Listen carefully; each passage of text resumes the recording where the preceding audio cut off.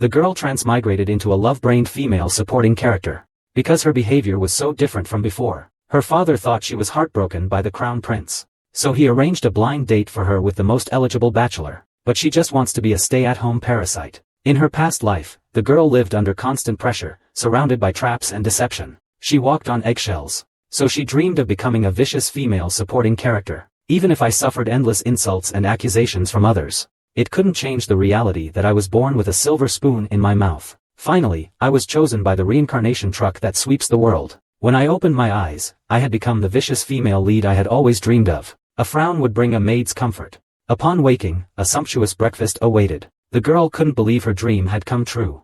And indeed, my life was that of a devil. In the original work, after he and the heroine got engaged, he made a pact with a demon, and completed his transformation into a villain. Because of his extraordinary magical talent, he once became the most feared enemy of the main couple. But Ivan didn't want to let himself head towards a tragic end. His family is a long-established family of magicians. His father is the most powerful mage tower master in the empire. He's also from the Ascent Holes family, and the family owns countless gem mines.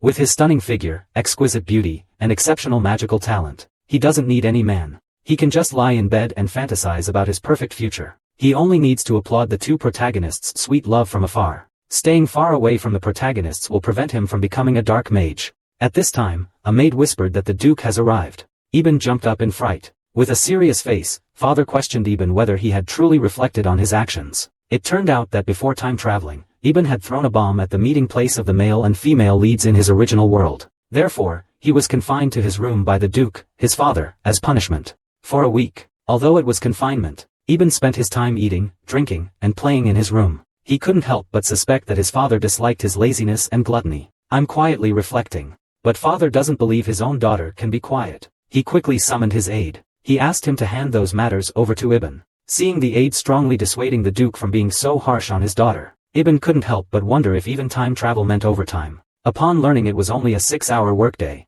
Ibn breathed a sigh of relief. Before leaving, Dad sternly demanded that I must complete it. Otherwise, he would disown me from the family. It wasn't just my father. My brother also showed extreme disdain towards me daily. Although my family members didn't seem to like me, but for Eben, an orphan in my past life, having a family made me somewhat happy. Fortunately, they didn't kick me out. When the Duke received his daughter's completed work, he was almost shocked. Eben used a tabular format to record the sales volume of the trading company, making it easy to understand. Even the Duke, her father, showed a satisfied expression. The aide beside him even began flattering her, saying that Eben had been very intelligent since childhood. Suddenly, the Duke noticed something unusual. So he called for his daughter's maid. When the Duke inquired about Eben's condition, the maid immediately recounted in alarm that the young lady had been very despondent lately. She only ate 3 meals a day. In her free time, she even helped tidy up the office desk. The Duke, her father, grew increasingly alarmed. His daughter had never helped him with his work before, and the child had always eaten 6 meals a day since she was little. So the Duke immediately searched his mind for the reason behind his daughter's transformation. It must be that the Crown Prince dumped Ibn, leaving her self-esteem severely wounded. He couldn't help but suspect that his daughter still harbored feelings for the Crown Prince. Little did he know, Ibn was currently in her room, eating fruit after water, and then dessert. Then she lay down to sleep contentedly. But the Duke, her father, had already completely resented the Crown Prince in his heart. His own daughter, strikingly beautiful, of noble birth, was pursued so ardently, yet she deliberately went on dates with a foreign princess, a bastard daughter. He slammed the table in anger, feeling that his daughter throwing bombs at him was letting him off lightly. Ben, who had just been summoned by his father, quickly inquired about what had happened. He couldn't help but worry if there was a problem with what he had written. Apologizing to her father, she said she had already tried her best. Hearing his daughter's apology, the Duke suspected he had misheard. He quickly praised her for completing the book so well. Learning that she wasn't accusing him, Eben's worried heart finally settled. She broke into a radiant smile. But the Duke, her father, felt uneasy, because his daughter never cared about his praise before, and she often got herself into trouble. To become the eternal Garriton, Ivan hastily said he would stay in his room to reflect deeply. Before he finished, he was interrupted by the Duke. Father just wants you to reflect, not to let you fall into despair. He told Ibn he bought an empty house, for him to vent his frustrations freely. The aide explained, His Grace has already placed a silencing enchantment around the house. It won't affect anyone else. But for Ibn at this moment, he couldn't bear to destroy it for no reason. He noticed his father's determined expression. Ibn subtly admitted that he deserved punishment, so there was no need to destroy the house. But this behavior thoroughly angered the Duke. He had completely decided that the damn Crown Prince had changed his daughter's personality. Luckily, the aide-de-camp next to him stopped the Duke in time. Moreover, his daughter was quite awestruck by the Duke's powerful magic, making the Duke feel a little embarrassed. At this time, the Duke asked Ivan what he wanted. Just say what you want. If you want a romance, I'll find you a man 100 times better than that dog, the Crown Prince. Unexpectedly, Ibn said he wanted to study. This made everyone present disbelieve their ears. So the Duke prepared many books for his daughter. Back in his room, Ibn read books and ate snacks. This shut-in life made him incredibly happy. Then he started fantasizing about using magic like his dad. But he couldn't understand any of the magic in the books. So he began practical training. He confidently struck a spellcasting pose. Just as he was about to chant the incantation, someone opened the door without warning. It was Baden, the older brother who, in the original work, is known as a mad dog. Ivan anxiously asked what his brother was doing there. Ivan's proactive efforts in organizing documents and studying the curriculum led his brother to mistakenly believe he was vying for the title. Seeing himself misunderstood, Ivan angrily clenched his fists, explaining that he only wanted to help his brother protect the family. Baden had never imagined Ivan would help him. Then Ivan cited the increasingly shorter intervals between monster wars, pointing out that they used to occur only once every 10 years. Now it's every 5 years. Next time it will be every 3 years. And the scale will be even larger. Although my brother knew this, he still wanted to ask where Ibn got the basis for this. Ibn could only helplessly say that he had compiled it himself through the study of history. Upon seeing those serious-looking data tables, my brother reluctantly accepted this statement, but he still didn't believe his younger sister would obediently help him. To dispel his brother's suspicions, she put on a tragic act. She just wanted to help her brother and father live peacefully, but her brother was completely baffled. He asked, "What, sister?" Slightly impatient, she called him brother again. Now her brother. He also believed his sister had gone mad. So he immediately found his father to inquire about Ivan's situation. The Duke father, upon hearing this, abruptly stood up. "You also find Ivan strange?" After all, neither of them had ever been called brother or praised by Ivan. Moreover, Ivan's obsession with knowledge sent chills down even his teacher's spines. Following a discussion between father and son, they attributed the reason for Ivan's change entirely to the Crown Prince. The Duke decided to set Ibn up on a blind date. He thought that a date with a man 100 times more handsome than the Crown Prince might improve his daughter's mood. They both thought about Ibn's past dating experiences, and chuckled darkly. Meanwhile, a handsome man received an invitation to the capital. To prevent his daughter from being lovesick, her father arranged a blind date with the empire's most eligible bachelor. My daughter was only looking at the palace. My father hurriedly covered her eyes with his cloak. My brother even ran straight to the Crown Prince, to tell him not to get any ideas that my sister liked him. Not long ago, father sent an invitation to Els to come to the capital. The letter also included an ancient contract. It was a contract that Els's father had made long ago, promising to fulfill any request due to a debt of gratitude. Therefore, even though the adjutant strongly advised against it, Els went on a date with the infamous wicked woman. However, Els insisted on keeping the appointment. He also wanted to see just how terrifying this wicked woman was. Afterwards, the Ibn family took Ibn out shopping. Everywhere they went, people avoided Ibn. This made Ibn even more afraid to go out. His brother teased him, saying his reputation was quite infamous. After getting off the carriage, Ibn was excited by the bustling commercial street, but his older brother thought it was because he hadn't been out in a long time. This was clearly the place where he'd thrown the bomb a while ago. He leaned in and whispered to Ibn, asking if he wanted to throw another bomb. At that moment, Ibn's gaze shifted to the magnificent palace in the distance. Quickly, a cloth covered his eyes. His father, looking anxious, told Ibn never to look at that place again. Even his brother said Ibn was being too lovesick. Only then did Ibn realize that the two had misunderstood him. They thought he was still pining after the Crown Prince. But Ibn's explanation only seemed to them like an act of indifference after being rejected. To cheer Ibn up, his father took him to a clothing store. The staff's attitude was completely different from what Ibn remembered. When he came alone before, they would always gossip about him. Perhaps, in everyone's eyes, Ibn was an outsider. However, the sadness lasted less than a second. His father and brother urged Ibn to come quickly. They immediately instructed the shop assistant to bring out all the clothes suitable for Ibn. Ibn finally smiled with relief. It didn't matter what others thought of him. As long as his family cared about him, that was enough. Then Ibn tried on a large pile of clothes, but every single one looked stunning on him. This made it impossible for Ibn to choose. Father and brother couldn't help but exclaim that Ibn was the most beautiful child in the empire. Then, father pointed to the red high heels. He told the shop assistant to pack everything except those dangerous shoes. After finishing shopping at the clothing store, father and brother went to a shop they often visited in the past. Watching father pick up an item and say it suited him perfectly, and brother saying this and that suited him. They unintentionally laughed. This warm scene was something he had never experienced in his past life. His father and brother noticed Iban's smile. And immediately, like puppies, they crowded around him. His father told Iban that smile just now was very much like his mother's. His father's words warmed Iban's heart. Then, his brother, seemingly without reason, suggested they go for tea. Their perfectly synchronized tone made Iban suspect they had planned this beforehand. We arrived at the cafe. Father ordered a huge pile of desserts. This left Iban a little helpless. All he wanted to do was go back to his room and study. Besides, he had bought so many clothes with no chance to wear them. Father angrily slammed the table, saying there would be opportunities. He would introduce a nice man to me in 3 days, and the meeting place would be this very cafe. Iban remembered his father's words were serious. Before Iban could complain, his brother introduced a blind date. The other party was the head of the Duke of Aile's family, also a master swordsman. Iban had heard of this person. He was supposedly the object of every lady's affection. But he couldn't help but wonder, why would someone so excellent want to meet someone like me with such a bad reputation? Father rose angrily upon hearing this. He intended to teach those gossipers a lesson. His brother also comforted him, saying he had excellent qualities. Seeing that both were trying their best to comfort and defend him, Iban was so moved he couldn't speak.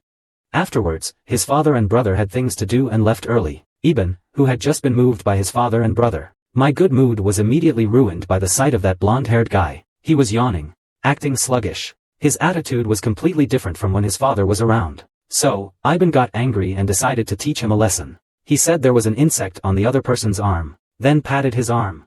Unexpectedly, it was just a light pat. The other person sat down on the ground in pain. Ben opened his hand and looked at it. He hadn't expected his hand to possess such strength. Suddenly, Ben was startled. He discovered that his shadow had lengthened without him noticing. A mass of bizarre, pulsating purple matter. The girl transmigrated into a vicious female supporting character. Because her behavior was so unlike her usual self, her father assumed she was deeply affected by being dumped by the crown prince. So he arranged a blind date for his daughter with the most handsome man in the empire. Even her brother went to confront the crown prince alone. However, what he didn't expect was that upon hearing of Elsa's arrival in the capital, the crown prince had already guessed the purpose of his visit. Iban, her brother, didn't know how to explain it. Then the crown prince approached him, haughtily commenting on Iban's reasons for coming to study and improve himself. He arrogantly assumed Iban was doing this to become the crown princess. Then, feigning regret, he stated that the position of crown princess belonged to that princess. My brother was furious, but he still reminded the crown prince not to worry about it. Iban has already started a new life. But the crown prince thought his brother was just being tough. He never thought that one day, Iban would dislike him. Let the brother persuade Iban to give up on him. That self-absorbed and arrogant attitude made the brother want to turn into a mad dog and tear him to pieces. Suddenly, the brother noticed a lingering handprint on a nearby tree. So he took out his magic item to record it. But when he mentioned the abnormality behind the crown prince, the handprint on the tree suddenly disappeared. At this time, the crown prince was still self-importantly asking the brother to persuade Iban. Finally, my brother's face darkened. He told the crown prince not to bother. He had already forgotten about Iban, long ago. Furthermore, my father and I didn't want Iban to become the crown princess. Having said that, he didn't give the crown prince a chance to react before bowing and taking his leave. Although my brother didn't actually know if Iban still harbored feelings for the crown prince, he decided to prevent his sister from having any further contact with that scoundrel. Not long ago, Iban discovered her shadow had transformed into a strange, purple substance. In a panic, he suddenly stepped on the shadow. Unexpectedly, he heard the shadow making threats. So Iban fiercely plugged the corner. Only then did the shadow return to normal. But when Iban asked the blonde about what just happened, he said he hadn't seen anything. After Iban repelled the monster, an injured person appeared in the palace, and left his handprint on a tree. Upon returning home from shopping, Iban gave the maid a lace trim. The maid, overjoyed, sang and danced. After thanking him 300 times, Iban began to review the materials, searching for information related to the shadow monsters. Thinking that someone was trying to harm him, Iban couldn't help but feel a little melancholy. But he searched the books thoroughly and found nothing. So he thought perhaps Iban's birthplace might hold some clues. He casually asked the maid if she remembered any instructions he had given about certain things not to be touched. Sure enough, the maid immediately became nervous and assured him she hadn't touched anything. The palace maid's projectile workshop, or rather, the artificial artifact research room, the cabinet to the right of the desk. Knowing the location, Iban smiled slightly. He instructed the maid to make absolutely sure no one else touched that thing. The maid, having received her orders, said she would follow the young lady's previous instructions. As soon as she discovered an intruder, she would use this earring bomb to retaliate. Iban looked at the seemingly harmless maid, and couldn't help but marvel at how truly worthy she was of being his maid. By midnight, Ibn tiptoed to the shell research room, and discovered that the internal structure was completely different from what he had imagined. Everywhere were neat test tubes and magical potions. After he found the table the maid mentioned, he discovered a diary and a book hidden in a drawer. So he decided to check the diary first. But he couldn't open it with brute force. He had no choice but to turn his attention to the other book. After he browsed through the book's contents, he was surprised to find it was a book about magical memory zombification. This means that Ivan has contracted this illness and is searching for a cure alone. At the same time, Ivan also learned from the book that their recent inability to use magic was also caused by this illness. Fortunately, Ivan discovered that the key to curing this illness is to consistently consume a powder made from grinding a high-grade magic stone. However, this magic stone is exorbitantly expensive. Just 1 kilogram costs 10 billion units of energy. The next day was the day of Ivan and Ailes' blind date. Ailes was ready and prepared to leave early. Their handsome and upright figure moved the servants to tears. On the other hand, Ivan seemed preoccupied. He inquired with the maid about his own assets, but he was told that the young lady's assets had all been used on the Magic Merchant Guild. This meant that Ivan had no assets. After Ivan realized he was penniless, he became increasingly anxious about his life being threatened. What if they found out he couldn't use magic? So he asked the maid for a magical communication device. After communicating with the people from the Gem Merchant Guild, he learned the price of magic stones is 20 million refined rice grains per gram, and they're basically priceless. A book of despondency. He arrived at the meeting place still thinking about selling his clothes for money. He didn't even notice the whispers around him. It wasn't until he was called by Els that he realized he was on a blind date. Although the other person was a stunningly handsome man, he also wanted to suggest a second meeting. But the other party must have been tricked by my father. So perhaps ending the blind date quickly is best for both of us. So Ivan decided to take measures to scare away Els. He spread his hands. He broke into a brilliant smile. He asked if the other party would be willing to lend him some money, thinking that his actions would surely leave the other party speechless. Then they would leave angrily. But then I heard the other party ask how much money I needed. In my panic, I blurted out that I urgently needed 20 billion gold coins. Then I saw Ailes taking something out from his inner lining. Seeing him pull out a pen, I subconsciously thought the sword master was going to use it to silence me. But Ailes was just scribbling on the paper. At that moment, I noticed Ailes' eyelashes were very pretty. His hair looks especially soft and smooth. Seeing such a handsome face made him involuntarily relax. Soon, he noticed that the other person's fingers were also slender and beautiful. Following his gaze, he realized that the other person was furiously scribbling on the check. He suddenly realized that Ailes was serious. He hurriedly stepped forward to stop him, but accidentally grasped the other person's hand tightly. Such a scene stunned both sides for a moment. Ivan quickly flung out his hands, then apologized to Ailes. Although I'd long heard that His Grace the Duke was very kind, he shouldn't have lent money to someone so readily. Unexpectedly, the Duke chuckled, then explained that he hadn't lent the money to the young lady rashly. The young lady is from the Asenthas family, and this money is my own private property. Even if I'm scammed in the end, there's nothing I can do about it. Ibn whispered a reminder. A blind date is so strange. Your first reaction should be to run away. Ailswan put down her teacup and then stared intently at Ibn. Leaning in close, I whispered to Ibn, the palace maid probably isn't some strange person, right? My father, to prevent his daughter from being a hopeless romantic, arranged a blind date between me and the empire's most handsome man. But Ibn's mind was only on making money to buy magic stones for pens. So I decided to end the blind date early. At our first meeting, I asked the Duke to lend me 200 billion gold coins, hoping to scare him off. Unexpectedly, I ended up blushing and my heart racing because of the Duke's charm. Without a second thought, the Duke pulled out his pen and checkbook, scribbling circles. Realizing the other was serious, Ivan hastily tried to stop him. When Ivan asked why the Duke didn't run away after encountering strange people, the Duke leaned close to Ivan and whispered that the lady-in-waiting probably wasn't strange, and that he didn't need to run away. Their eyes met briefly. Ivan shyly and flusteredly rose to his feet and took his leave. The Duke considerately offered to take Eben home. He expressed his desire to get to know Eben better. Although Eben wanted to accept, she worried that her reputation as a wicked woman would cause trouble for the Duke. Eben refused the Duke's kindness. Then the Duke asked if Eben would grant him a request. That they would use each other's names when they next met.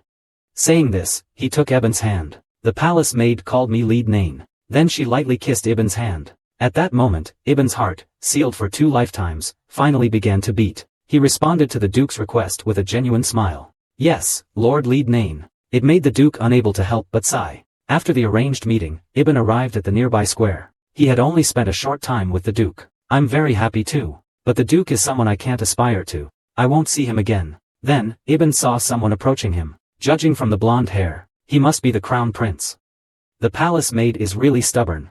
She still came to see me on the day of my arranged marriage. This is the one person he least wants to meet right now. The crown prince was adopted by the current empress and only then became the crown prince. Therefore, he is particularly concerned about his own status and the dignity of the royal family. This has also led him to particularly dislike Ibn, who is notorious. He even avoids wearing purple and silver jewelry, anything reminiscent of Ibn. But now, this crown prince is acting like a lovesick fool in front of Ibn. When Ibn bowed to the crown prince, he carefully observed him. In the novel, the crown prince is a handsome man, but Ibn has just seen a more perfect man, and finds the crown prince rather ordinary. Ibn's careful observation, however, is mistaken by the crown prince as a pleading look. Am I bothering you? I'll leave then. The crown prince can't understand why he can't attract Ibn anymore. Seeing Ibn genuinely bid farewell and leave.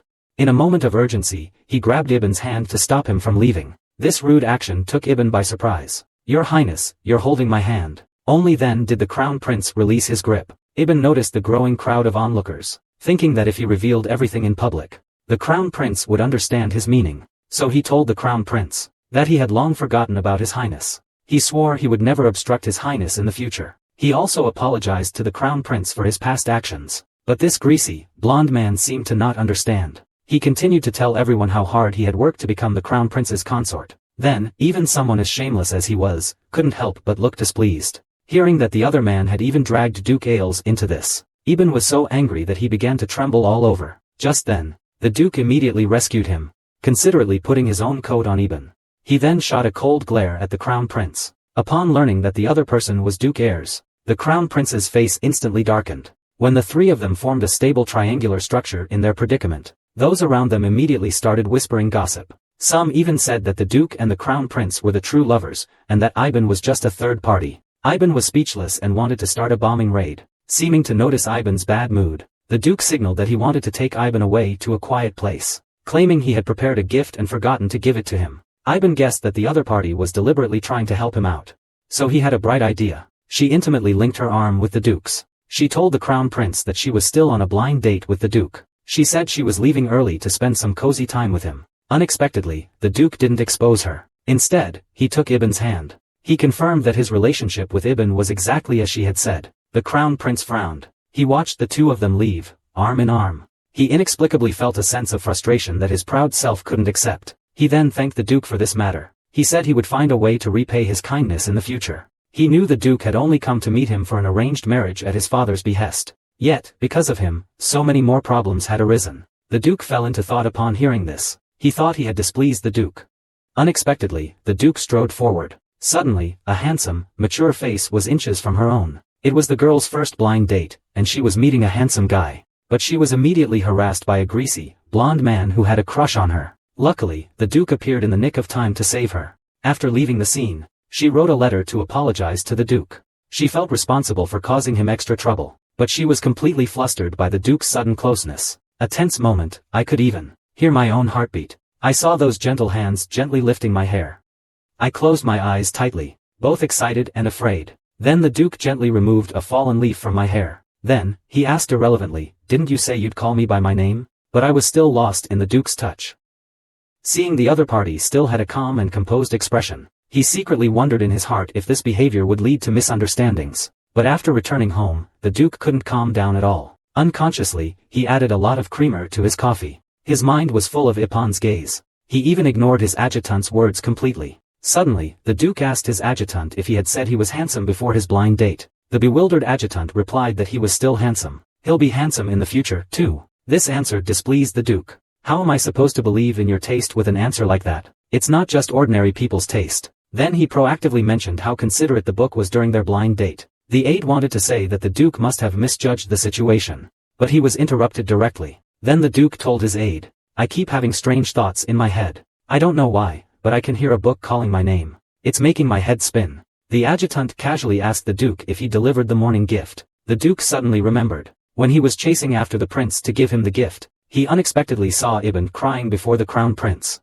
This, combined with Ibn's later apology. In an instant, he imagined a palace maid encountering the crown prince, whom she had long admired. Because it was too painful, he asked his unsympathetic self to escape the scene. So he told his adjutant that he wouldn't be returning to his territory for a while, and ordered him to investigate whether The palace maid had recently incurred a massive debt. He wanted to know why the Asinthor's family, the foremost wealthy family in the empire, suddenly needed such a large sum of money. The Duke looked out the window. He thought of the palace maid's jewels. His pupils were like the setting sun. He suddenly regretted not preparing a more valuable gift. Little did he know that the magic stone ring he gave was exactly what she needed. Seeing the magic stone at this crucial moment, she was moved to tears. He couldn't help but exclaim that the Duke was the most perfect man in the world. Even the gifts prepared were exactly what I needed. Suddenly, my father and brother burst into Ivan's room.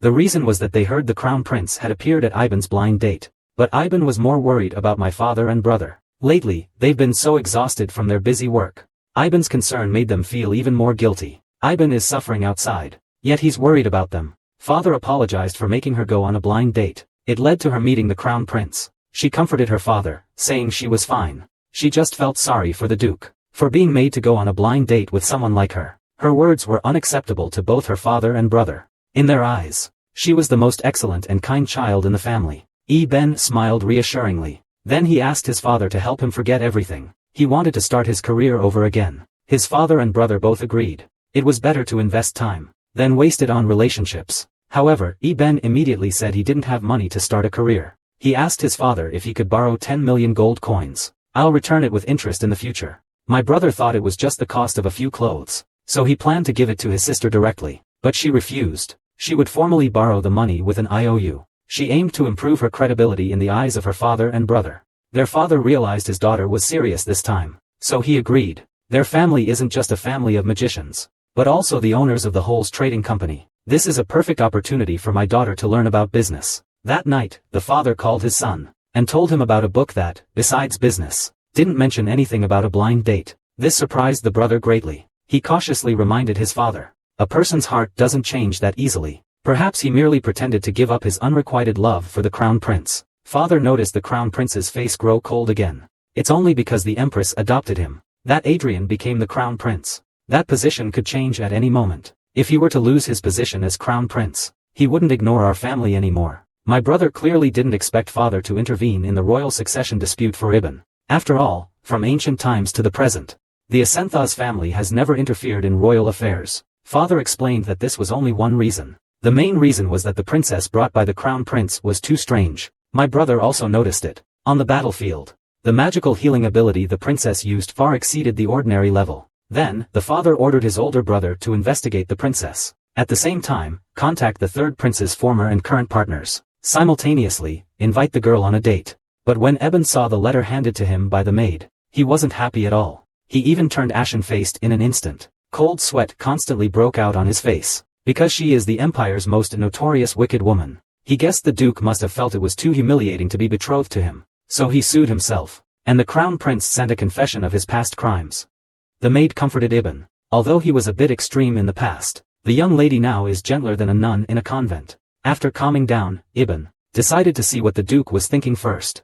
I thought the Duke would at most ask me to return the magic ring. After all, he had been quite gentle to me that day. So, with a nervous heart, Ibn opened the envelope and began to read. Unexpectedly, the Duke was merely expressing concern in his letter that I might dislike Lee. And finally, he invited Ibn to the opera house. The maid said the Duke must be completely smitten with the young lady. She urged the young lady to reply and accept, but Ibn was preparing to refuse. He was convinced that the Duke wrote to him out of politeness, at his father's behest, so it was a polite gesture.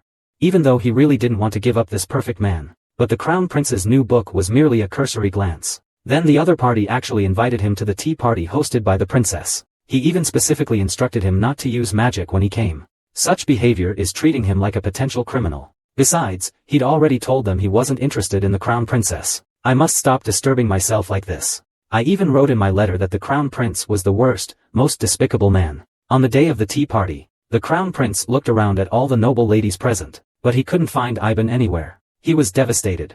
In the past, whenever I was around, the ladies-in-waiting would always find a way to get invitations and approach me. He recalled the scene of the Duke of Els taking Ibn away. He couldn't help but suspect that perhaps Ibn hadn't really been trying to get his attention. At that moment, a woman beside him took the Crown Prince's hand. She was Princess Kedria, from the neighboring Malay royal family. The Crown Prince introduced the princess to everyone, explaining that she had saved his life using restorative magic. Everyone instantly became the princess's sycophants. They began to flatter her. At this time, the performer mentioned the Duke and the villainess's arranged marriage. and the princess noticed that the crown prince's face instantly turned ugly, so she began to praise the other young lady's excellent skincare, successfully diverting everyone's attention. Meanwhile, Ivan went out to purchase rhodia grass. This is a new project she's been thinking about lately.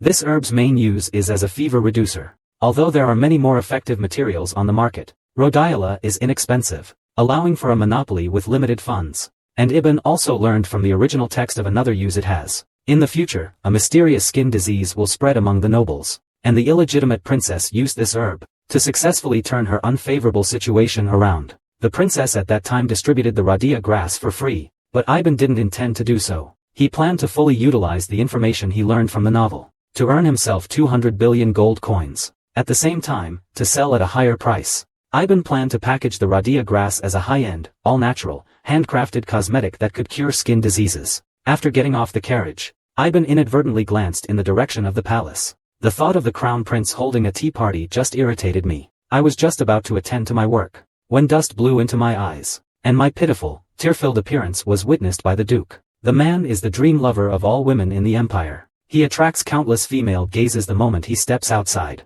Even 80-year-old men can't help but admire his handsomeness. Yet, such a perfect man. But I hopelessly fell in love with the most infamous wicked woman. After a moment of eye contact, the duke couldn't contain his joy. Although his invitation had been refused not long ago, this chance encounter made him truly happy. A book, like a naughty child caught cheating, broke out in a cold sweat, telling the duke he still had some things to take care of here. I wanted to escape. Unexpectedly, the other party also said they had business to attend to on this street, and hoped to travel with Ibn. This surprised Ibn. The invitation in the second letter was at my father's behest. So what about the duke's invitation this time? Ibn suddenly grew wary of the duke, because in the original work, the Duke of Els was only briefly mentioned. He never actually appeared. This means the current plot has deviated greatly from the original work. But this novel is particularly fond of plot twists. For example, one's own helper betraying them. So, Ibn tossed her hair back, pretending to be impatient, hoping the duke would go shopping with someone else. Unexpectedly, as soon as she finished speaking, the duke instantly transformed into a lost puppy. He quickly approached Ben. This is just an excuse I found so I could be with you. Just pretend you don't know. Then, can you just agree, okay? Ben's heart was about to explode. Even the blonde bodyguard was shocked by the duke's behavior, complaining that Lady Palace maid was too heartless. Afterwards, the duke went shopping smoothly with Ibn, and he let the blonde-haired man play by himself. Before Ibn could worry about being harmed without a guard, he heard the duke asking about the reason for the beggar guards. Ibn then realized, according to the setting, he was a great magician, and not needing a guard was only natural. Ibn's unnatural explanation. It never hurts to be cautious. The Duke of Wenyan nodded. After all, there's a bit too much garbage in this world. Hearing garbage, Ibn thought he was being insulted. He nervously changed the subject, saying he was going shopping later. The Duke murmured in agreement. So Gongyu likes shopping. He even remembered a whole book of places. I inexplicably felt like I was being interrogated. Past misdeeds flooded my mind. He instinctively defended himself. I don't spend lavishly like I used to. I even dislike luxury goods now. Unexpectedly, the Duke started to panic again. So you don't like the jeweled dress, shoes, or bag either? He sighed dejectedly. I should have gotten to know the palace maids better. While giving the gifts, Eben suddenly remembered the magic stone bracelet the Duke had given him. It turned out the Duke had misunderstood that he didn't like his matchmaking gifts. He couldn't help but laugh. Then he told the Duke that he especially liked the gifts he had given him. After all, that's a magic stone that can cure magical memory zombification. During the process, the Duke kept asking Ivan all sorts of questions, as if he wanted to compile a complete illustrated guide on him. He even ambiguously complimented Ivan on looking more beautiful than before. Along the way, Ivan barely suppressed his inner turmoil, and was about to respond with a compliment to the Duke, but was interrupted by other passing nobles. The other party's face lit up with a smile as soon as they saw the Duke of Els. They tried their best to arrange a meeting between their daughter and the Duke, but the Duke only politely greeted them before hastily taking his leave. Eben found the Duke's sudden coldness strange. He thought the Duke was exceptionally kind to everyone. Unexpectedly, the Duke suddenly apologized to Eben. He apologized for asking too many questions. But I'm just particularly curious about you. This made Eben wonder if the Duke truly harbored special feelings for him. The Empire's most handsome man confesses to the ugliest girl. I'm not interested in anyone else. I'm only curious about the palace maid. Looking at that confident and handsome face, Ibn suddenly realized that a character as infamous as himself shouldn't have such a sweet plotline. Normally, passers-by are ashamed to be seen with Ibn. Even the servants can speak ill of him without reservation. This time, with the Duke. Traveling together, The other party kept trying to get close to him. He also kept asking personal questions, deliberately saying ambiguous things, implying curiosity only about him. So, he cleverly assumed the other party was feigning affection. In reality, the Duke had other reasons for approaching him. However, little did he know, the Duke was simply an irredeemable romantic.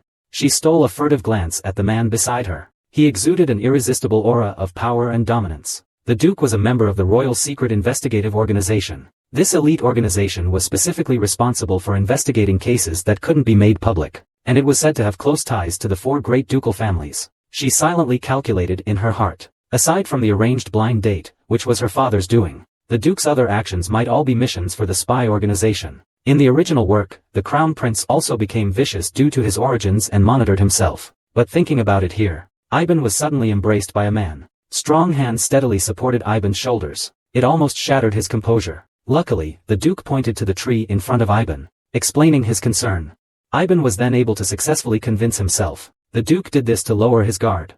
He also decided to thoroughly rehabilitate his reputation as a villain. Soon, the two arrived at an elegant and luxurious cosmetics shop. While selecting items, he was also assessing whether the shop met his cooperation requirements. At this moment, the Duke unexpectedly stated that the lady-in-waiting was beautiful even without makeup. The sweet words made Ibn restless. However, Ibn quickly adjusted. He thought this was the Duke subtly reminding him of his recent statement about disliking luxury goods. Fortunately, Ibn also found that the store's goods were indeed too extravagant. He immediately suggested going to see other shops. The two had just stepped into the store. When the lady inside politely bowed to them, Ibn was surprised that she didn't look down on him because of the wicked woman's reputation. Moreover, she was able to correctly address him and the Duke by name. Soon, Ibn smelled a refreshing and pleasant fragrance emanating from the store. He guessed that various kinds of vanilla were added to these cosmetics. Then he picked one up and inquired about its ingredients. The other party confidently explained the specific source of the fragrance, and introduced that their shop only sold functional cosmetics.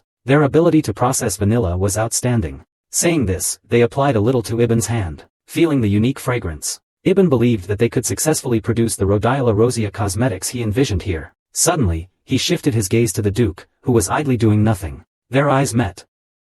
The Duke tilted his head, wondering what Ibn was up to. Unbeknownst to him, Ibn was brainstorming. He thought that although the Duke was watching him, the blame should fall on the Crown Prince who gave the orders. So Ibn beckoned. He gestured for the Duke to come over. The other man immediately stopped what he was doing, and went to Ibn. He was obedient, like a little dog. He ordered the Duke to open his hands, then personally applied hand cream to them. While applying it, he also sighed inwardly. These hands are truly beautiful. If anyone were ever to grow old with a man like that, I'd have to throw a bomb at him. But after the Duke applied his hand cream, he remained motionless.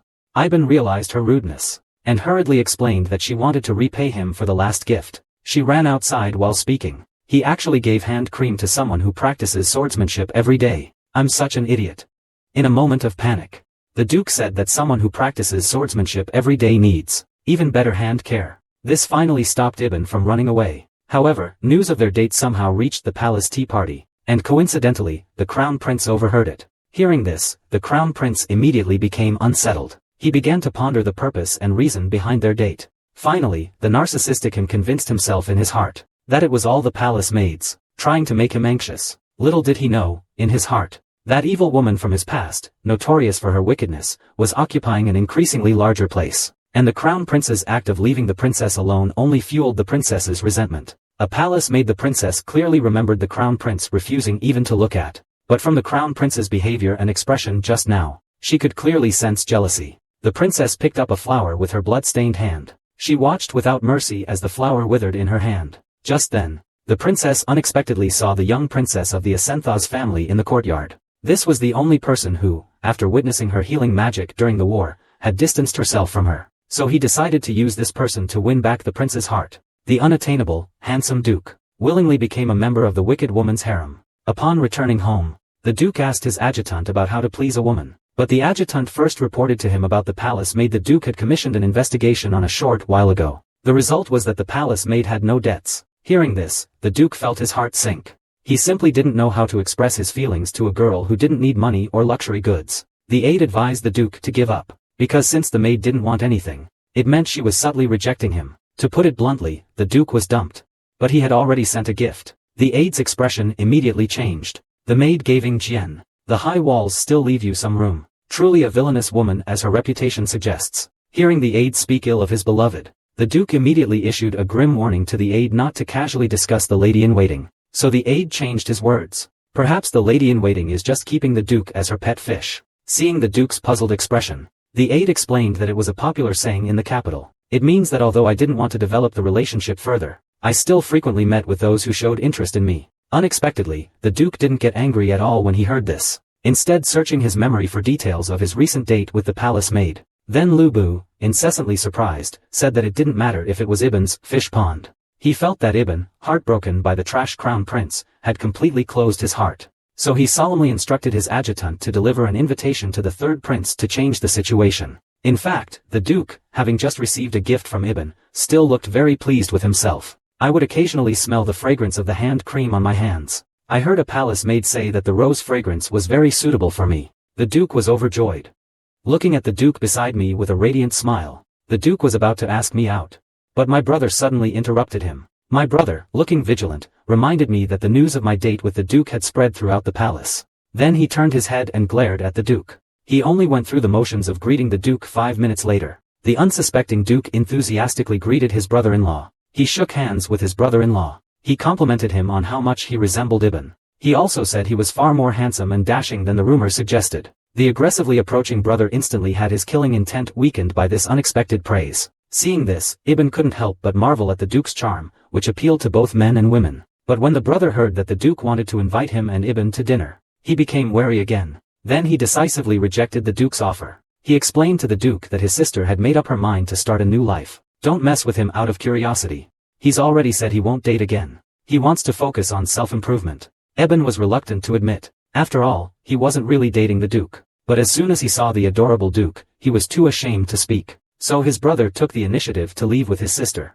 After returning home, Ibn complained to his brother that he missed the date. His brother didn't believe him at all. He clearly saw them huddled together talking sweetly. Ibn said that his brother had also been captivated by the Duke and couldn't speak. He even had a smitten expression on his face. So the reason why my brother stopped the Duke and Ibn from being together was still the crown prince. He couldn't bear the thought of his lovesick sister experiencing another abandonment. Just thinking about how scummy the crown prince was back then made him furious. If it weren't for the other party's status, he would have already sent him on his way. Then, my brother suddenly remembered that he had used a magical device to record strange things in the palace courtyard at that time. He got dressed and prepared to check. Little did he know, a giant monstrous insect had appeared behind him. The girl, known as a great magician, was unable to use her magic to rescue her brother, who was entangled by a monster. She simply threw a bracelet, resolving the crisis. Just now, her brother was about to check the information recorded in the bracelet, when he was unexpectedly attacked by the giant monster. While dodging the attack, the bracelet rolled to the room's entrance. Then, my brother began chanting a spell, casting a defensive magic on himself.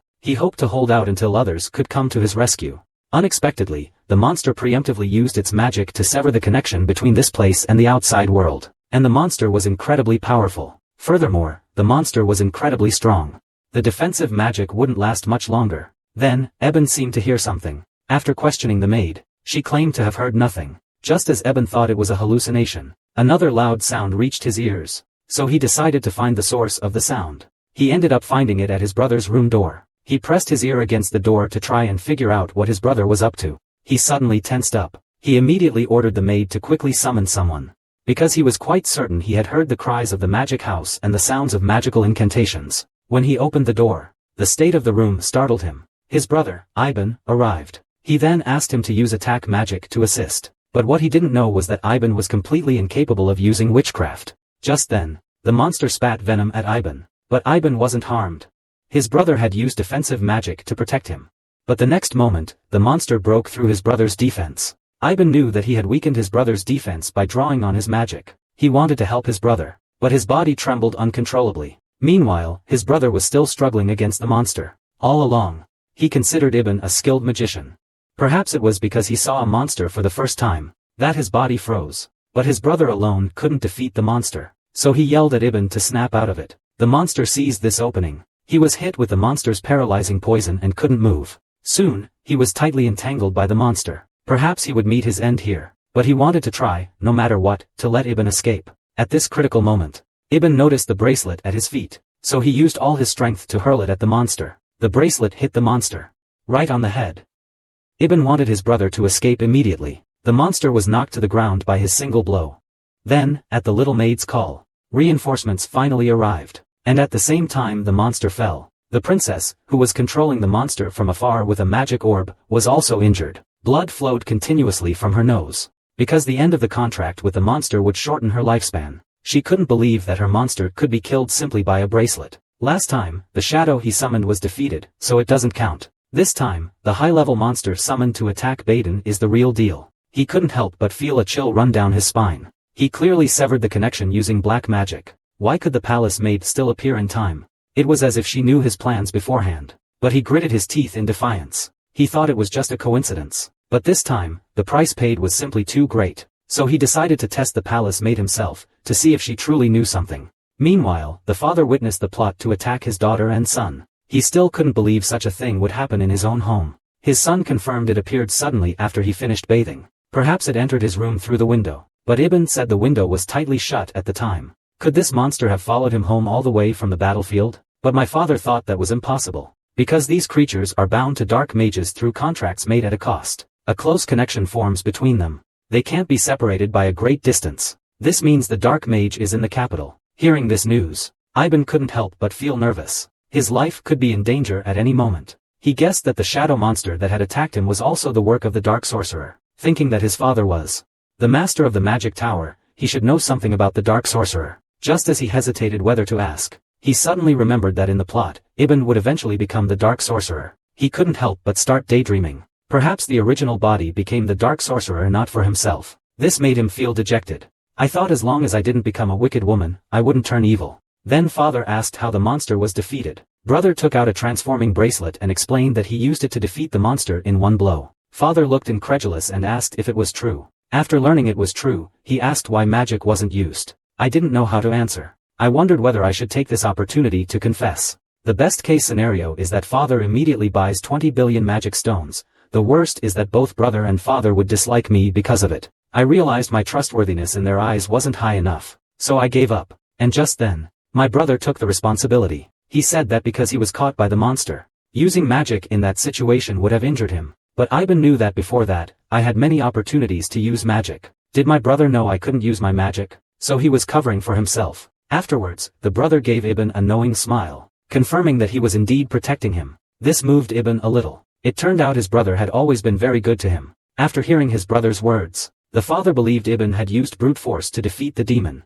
because that kind of superhuman strength clearly came from his mother. Ibn's mother was a strikingly beautiful knight, who once won his father's favor by catching a brown bear with her bare hands during a royal hunt. Hearing their parents' bizarre love story left Ibn and his brother speechless. Their father awkwardly coughed, saying he would investigate the matter later. Then, his brother brought up another important matter, that the Duke of Els has been lurking around Ibn recently, and frequently harassing him. Even rumors of the two dating spread throughout the palace and academy. Because Duke Ares is essentially a central air conditioner, meaning he's charming to everyone. So I'm very worried that Ibn will be deceived by him. Ibn is completely confused by his brother's actions. He wants to explain that he and the Duke are actually completely innocent. But his father has already strictly forbidden any contact between the Duke and Ibn.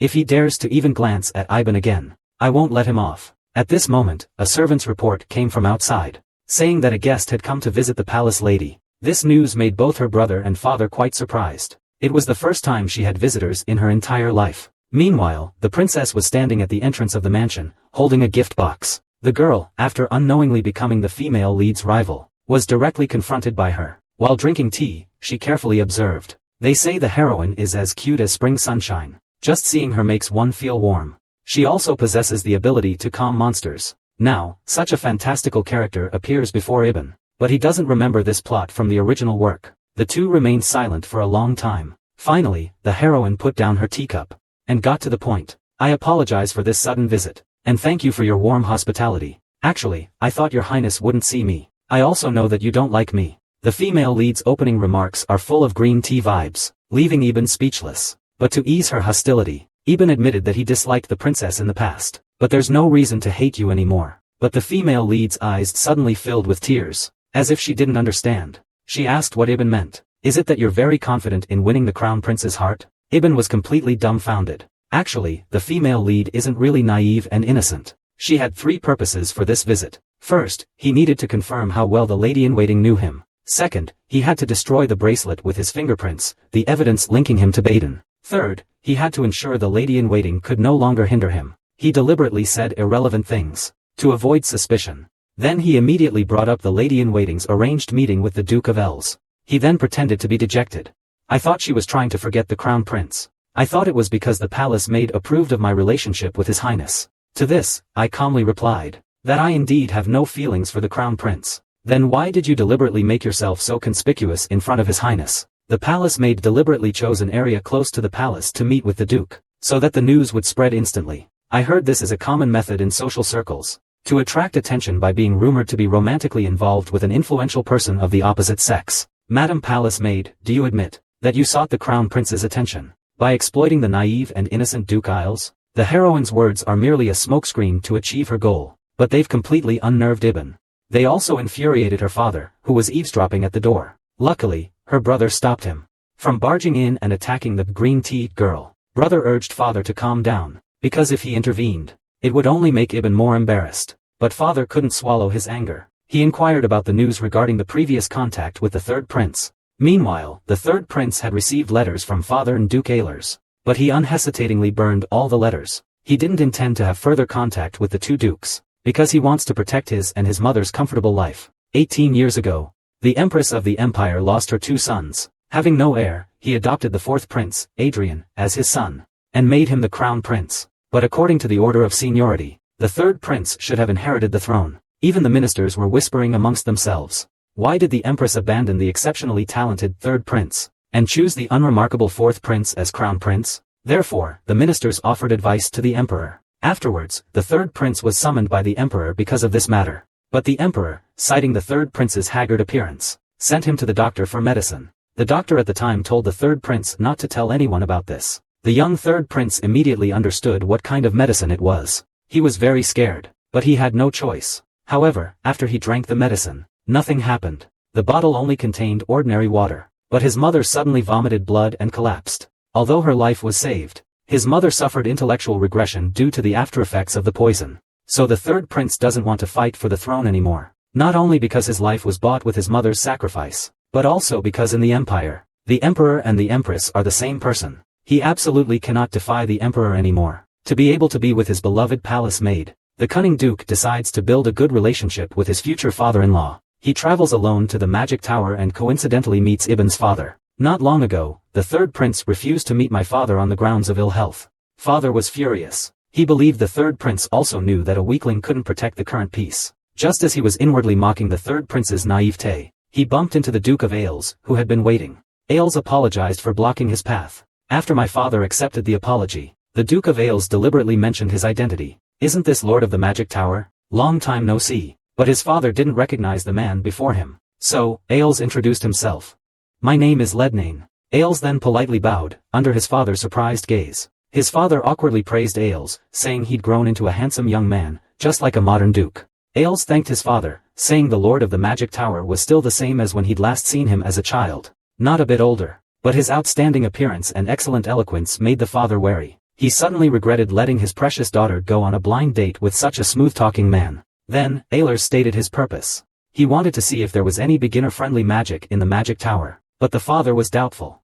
He had long heard that Duke Ehlers had achieved extraordinary feats in swordsmanship. Why would he specifically want to learn magic? And this was exactly the trap Ailes set. He mentioned that he saw many convenient magic tools during his trip to the capital. He marveled at the magic of the mages, and explained that learning magic could also heal wounds, and play a role on the battlefield. As the head of the Ailes family, guardian of the North, he should be the first to make a change. He repeatedly emphasized his yearning for magic in his words. This gradually lessened the father's wariness of Els. He hadn't expected a family obsessed with swordsmanship to also be so shrewd and farsighted. Then Els sincerely thanked his father. The Lord of the Dark Tower had always helped their family greatly. The father repeatedly waved his hands, saying it was all he should do. He had unknowingly come to accept this humble young man. Following this, Duke Els began to lavish praise on the Duchess. The Duchess of the Asenthos family was just like the Lord of the Dark Tower. She is a particularly outstanding and beautiful young woman. Hearing his daughter praised by an outsider, the father completely lowered his guard against the Duke of Airs, thinking the Duke had excellent taste. But the next moment, Airs' eyes sharpened, and he brought up the matter of the Crown Prince abandoning his lady-in-waiting. To make such an excellent palace maid sad, he's a scoundrel. Sure enough, father immediately agreed that the crown prince is a complete jerk. He pulled the Duke of Ales aside to whisper, saying the crown prince's character is incredibly bad. Ever since he returned victorious as a war hero, he's become incredibly arrogant. The two of them chattered away for a while. He finally poured out everything he'd kept bottled up inside for so long. It brought him an unspeakable relief, but he still felt it wasn't enough. He invited the Duke of Els to dinner at his house that evening. After they said their goodbyes, Els clenched his fist tightly, immensely anticipating the evening's dinner. Meanwhile, the princess continued to rebuke Ibn. The princess demanded that Ibn answer her questions honestly. At this moment, Ibn speculated that if it were a face-to-face conversation, he would have probably lost his temper. But from his perspective, he was undeniably an outsider. Therefore, Ibn calmly asked the princess if she had come just to ask such trivial questions. Your Highness visited me so early in the morning. I thought it was something important. A calm and collected answer took the princess by surprise. He couldn't help but imagine the palace maid as an extremely dangerous enemy, but he still made a final struggle. Excitedly standing up, he questioned the maid whether he believed this action was unintentional. You are someone who will stop at nothing to get the crown prince. And it's not just the crown prince. Even the Duke of Ayres will be disgraced because of your actions. If you, Madam Maid, don't want to further damage your reputation, just handle these matters. The princess deliberately provoked Ibn to anger him, because she wanted Ibn to lose his temper, to destroy everything he disliked, just like in the past. That way, she could arrest him on the charge of assassinating the crown prince's lover, the princess of the Malay kingdom. At that moment, Ibn reached out to the princess. The princess thought she'd hooked Ibn, but Ibn merely stabbed at the food in front of him, typically answering the princess's questions while eating. I never imagined such a rumor would spread. Though it's regrettable, it doesn't seem to have much to do with me. Besides, doesn't His Highness the Crown Prince already have a lovely lover? No matter what I do, he shouldn't have noticed me. If anything did happen, the princess should speak to the Crown Prince herself to clear things up. Don't tire me out, I'm not involved.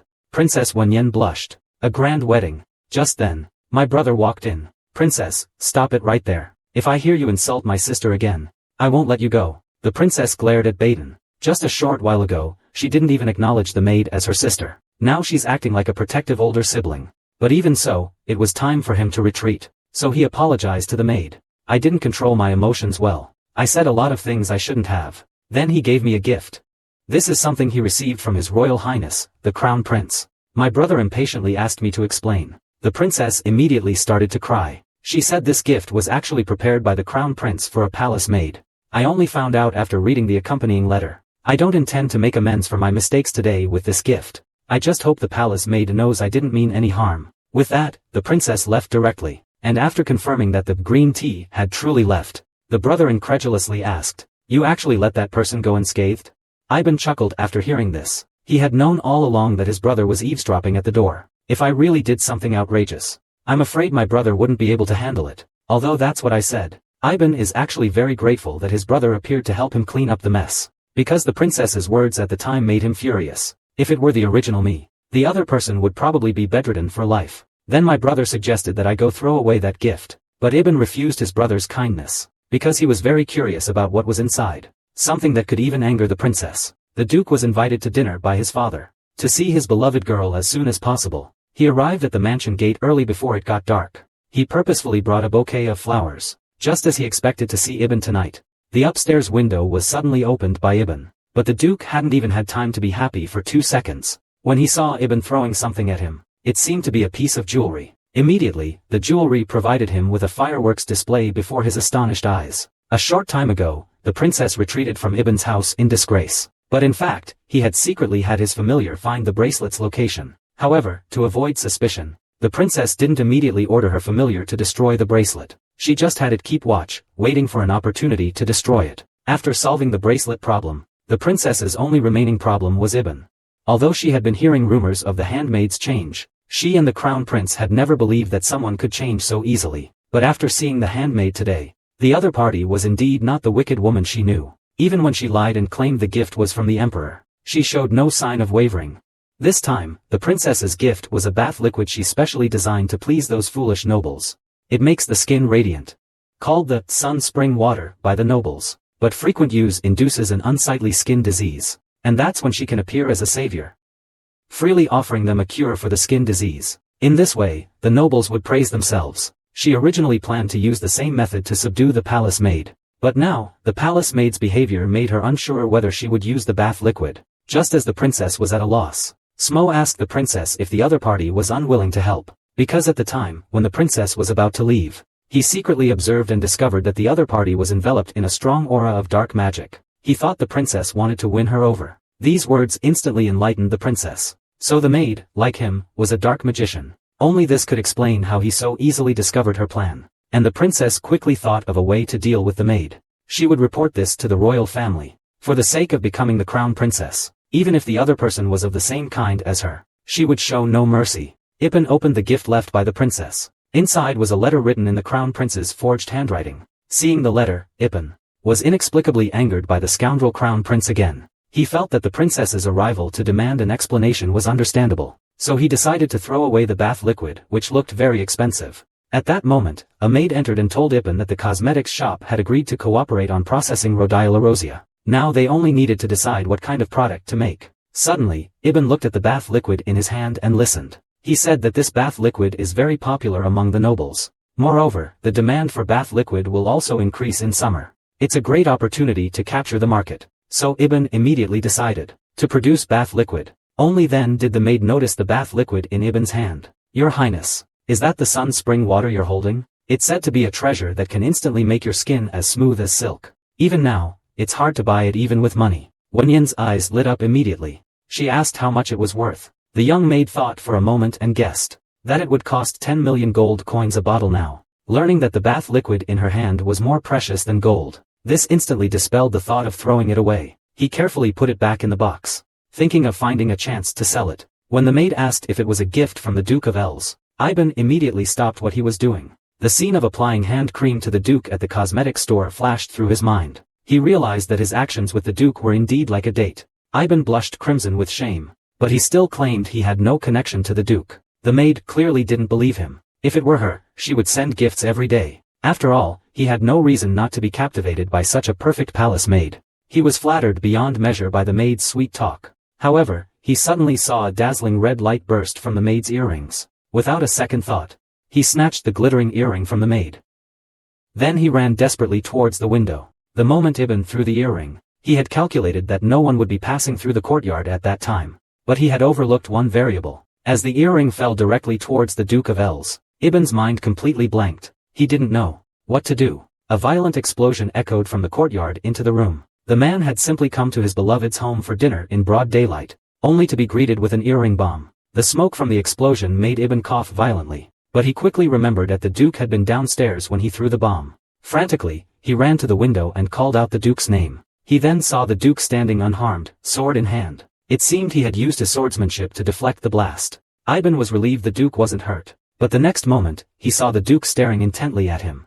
Ibn then remembered that the other man was a secret royal investigator. Perhaps the lack of injury was the biggest problem. He stumbled back 2 steps, thinking of saying he hadn't meant to do it. Would the other man forgive him? "My lady, are you all right?" Ibn heard the maid's voice. He hurried over to check his injuries. Then he told him to rest. He himself had to go out and check the situation, because the Duke of Els was caught in the explosion. Wenyan's maid immediately became nervous, but Ibn reassured her. "I'm the one who threw the bomb. I'll be right back. Don't worry." However, after Ibn closed the room door, he immediately ran towards the courtyard, repeating, "What do I do?"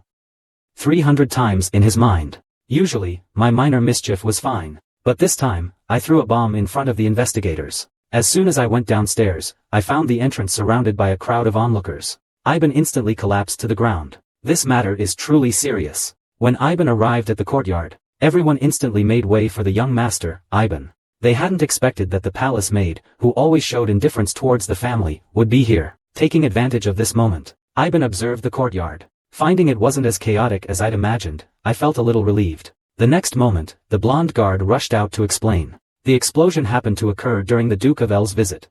Thanks to him absorbing the energy from the explosion, the damage was minimized. Saying this to reassure Ibn, he assured him that he would bring the culprit to justice. Little did he know, the perpetrator of the explosion was Ibn himself. He asked the blonde knight to move aside, pushing him away with his elbow. The sheer force sent the blonde knight's soul flying. At this moment, the Duke of Els, surrounded by onlookers, noticed Ibn approaching him. He enthusiastically greeted him, holding his moldy flowers. Ibn hadn't expected the Duke to call out to him directly. He hadn't even thought of an excuse yet. Suddenly, he broke out in a cold sweat. Because of his psychological effect, the Duke was smiling at me with a strange expression. The onlookers seeing this scene were all saying that the maid and the Duke were a good match. I knew the Duke was glaring at me.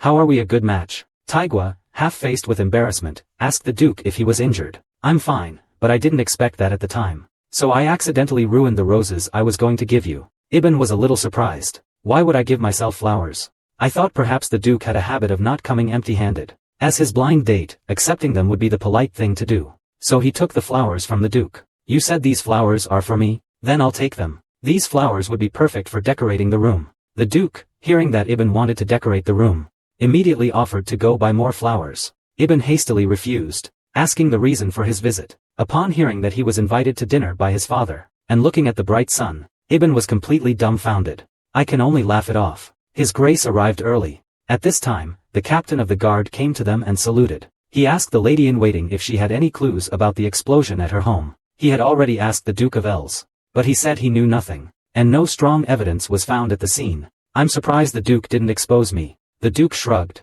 Then he looked as if he'd done a good deed and was seeking praise. Unfortunately, Ibn didn't understand at all. So the Duke had the captain of the guard investigate others first. Then the Duke hoped Ibn would take him to the reception. Ibn immediately panicked, thinking the Duke was going to extort him. Although he was grateful that the Duke hadn't made him a troublemaker in front of everyone. But he was still worried about what might happen next. Then Ibn took the Duke to his private reception room, thinking that even if something happened, he could resolve it privately with the Duke. Unexpectedly, the Duke walked straight to the window, commenting on the ominous after-effects of the explosion, and asking Ibn if he was injured. At that moment, Ibn remembered that he had been standing by the window, and yet had not been harmed at all. Ibn told the Duke he was fine, and thanked him for having just helped him with the explosion. It was actually all my fault. I'm very sorry. The Duke murmured. It was a mistake. He thought the other party was unfortunate. A detailed explanation of how his artifact malfunctioned. In a panic, he threw it outside, and the Duke happened to be passing by. Meaning you discovered that the bomb you made was about to explode. So you threw it outside? Then why didn't you use defensive magic? Hearing this, Ibn's anxious heart stopped beating. He's worthy of being a royal investigator. He was surprisingly perceptive, catching his own flaw. Ibn was completely trapped at this moment. He didn't know what to do. But the Duke was steadily approaching him, closing in. Just as he was about to confess that he couldn't do magic, the Duke asked Ibn, "Did you deliberately throw a bomb at me?" The lovesick Duke, on his first attempt at pursuing a girl, was met with a bomb. But he wasn't angry at all. Instead, he considered it a test from Ibn. At this moment, Ibn was terrified about his attack on the royal investigators. He wanted to confess that he had magical memory zombification, but that would expose his weakness. His previous enemies would come after him. But if he did nothing, it would be tantamount to admitting to the murder of the Duke. Then, his father and brother might distance themselves from him again because of his exposed nature. For a moment, Ibn found himself in a difficult situation. After much deliberation, he still decided to confess his symptoms. However, before he could speak, seeing Ibn's troubled expression, the Duke offered his own opinion. "You must be doing this to test me." Ibn was completely bewildered.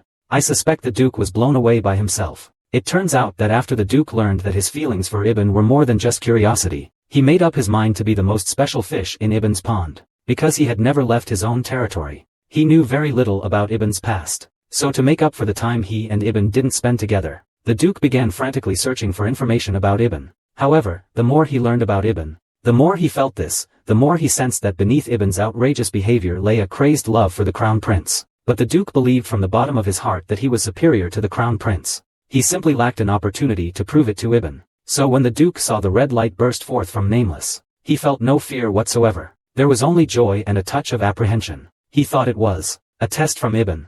After all, the Crown Prince is a master swordsman, just like him. And in the past, the Crown Prince once helped Cordelia withstand Ibn's bombs. Then, as Ibn's pursuer, I should also possess this skill.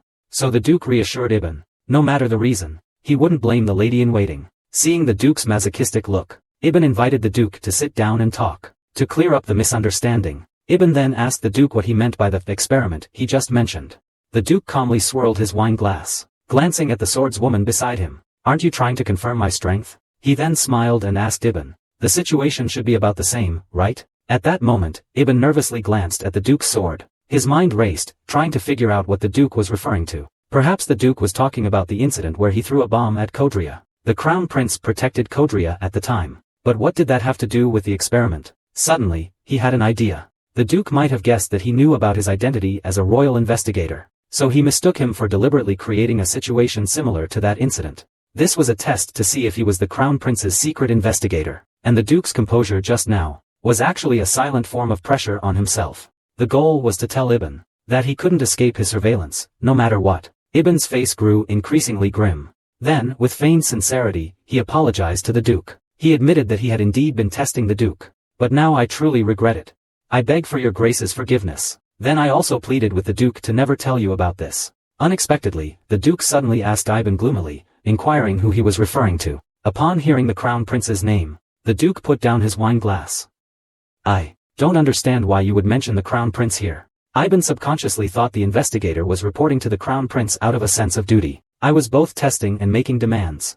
I was really too complacent, so I apologized to the Duke. I asked him not to take it to heart. At this time, the Duke stood up. Then he sat down beside Ben with a thud. He solemnly promised Ben that he wouldn't tell anyone about this, and handed the object to Ippon. Ippon, surprised, accepted the thing the Duke offered. It was the earring bomb he had lost a short while ago. Ippon didn't expect that the Duke, for his sake, had abandoned his duty as an investigator. He quickly asked the other why. The Duke only said that he felt very sorry for the palace maid's appearance, and that this was originally a matter between the two of them. There was no need to tell anyone else. Somehow, Ibn's face flushed instantly after hearing the Duke's words. He couldn't quite tell if the Duke was simply being kind and forgiving, or if he truly believed his words. Afterwards, the Duke said he would go and deal with the captain of the guard. He took out a communication device he always carried with him, and crushed it.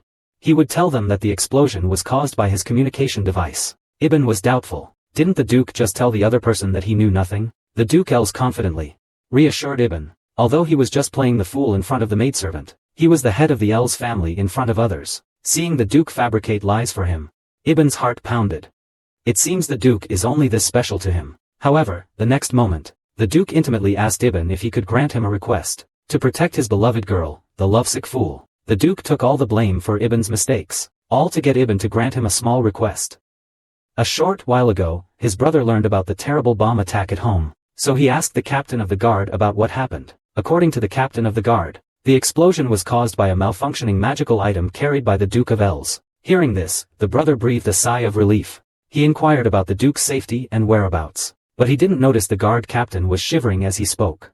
The guard captain told the brother that the Duke was currently taking a stroll in the grove with the young lady. The brother was instantly alarmed. He didn't want his sister to be blinded by love again. He had already warned her 3 times not to get close to the Duke. Their father even invited him to dinner. They all ignored his warnings. Meanwhile, the Duke was boasting to her. He had already ordered the captain of the guard to stop the investigation. To repay her kindness, she promised she would agree to any of the Duke's conditions. The Duke pondered for a second after hearing this. A look of understanding dawned on his face as he tilted his head towards Ibn beside him. Ibn felt a little embarrassed under his gaze. If he were to ask me for a loan, I wouldn't have any, but the Duke wouldn't waste such a rare opportunity on something like that. He suggestively tucked a strand of hair behind Ibn's ear. He hoped the palace maid would call him Lo Bao next. That's the Duke's nickname. He hoped his interactions with Ibn wouldn't always be so strained. Meanwhile, Ibn's heart pounded and his face flushed from the Duke's intentional and unintentional physical contact. He found himself increasingly confused by the Duke, but he still had ample confidence in his reputation as a wicked woman and his unsightly appearance. He felt the Duke's actions weren't driven by romantic interest, so he nodded in agreement, and immediately called out for lead. However, this sudden address left the Duke stunned. He hadn't expected being called a pet name by his beloved to have such a powerful effect. The Duke savored the sweet taste in his heart, but he was interrupted by a call from afar.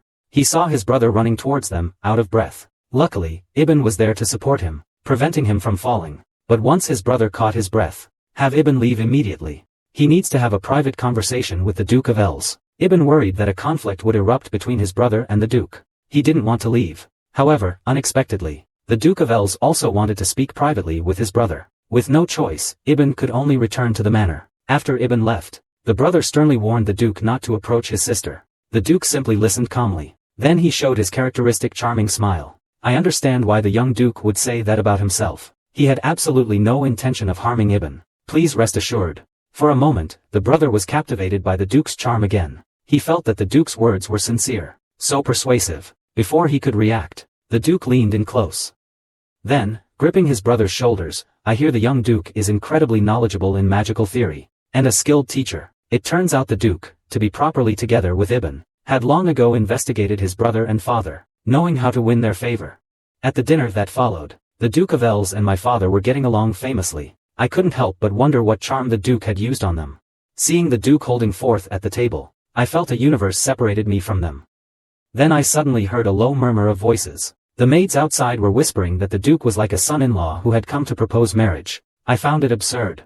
If I were truly his partner, I should be constantly concerned for him, instead of just drinking and chatting with his brothers and father. Thinking of this, Ibn felt a pang of sadness. He only remembered that when he had just changed into his formal attire and arrived at the dining room, the Duke of Els stood up and complimented his clothes as being very suitable. But after that, there was no more interaction. Mingming had just allowed him to call him by his nickname. Afterwards, both his brother and father were completely drunk, but Ibn awkwardly covered his face. Because those two men had only drunk half a cup between them, he couldn't stand the two drunkards rambling on beside him. So he got up and took his leave. After leaving the restaurant, Ibn went to the courtyard to pass the time. He didn't quite understand his own feelings at that moment. Then, someone appeared behind Ibn. Ibn nervously turned around. He found that the person was a child who was very close to his maidservant. He asked what was the matter. Unexpectedly, the maidservant bowed to Ibn. She claimed she had something to beg of the court lady. Seeing the maidservant trembling, Ibn knew that the maid, though terrified, still wanted to plead with him. He then saw the maid kneel down, begging Ibn to sell her the sunspring water, because her sister had a severe skin disease, and only the sunspring water could cure it. She had recently heard that her ladyship the court lady had received a bottle, and if her ladyship didn't need it, please just sell him to me. I will repay you for my whole life. However, Ibn was startled by these words. He hadn't expected the sunspring to have such an effect. Then how could he compete with her? So he told the maid before him, I will not sell you the sunspring. The maid, Wenyan, knew her request was futile. I could only keep apologizing to Ibn. But Ibn's next words gave him hope. Ibn gently wiped away the maid's tears. I'm very interested in your sister's story. Bring her before me. The lovesick Duke was truly heartbroken this time, because he overheard his brother's drunken confession that Ibn intended to grind his matchmaking gift into powder and drink it. The Duke fell into deep self-doubt.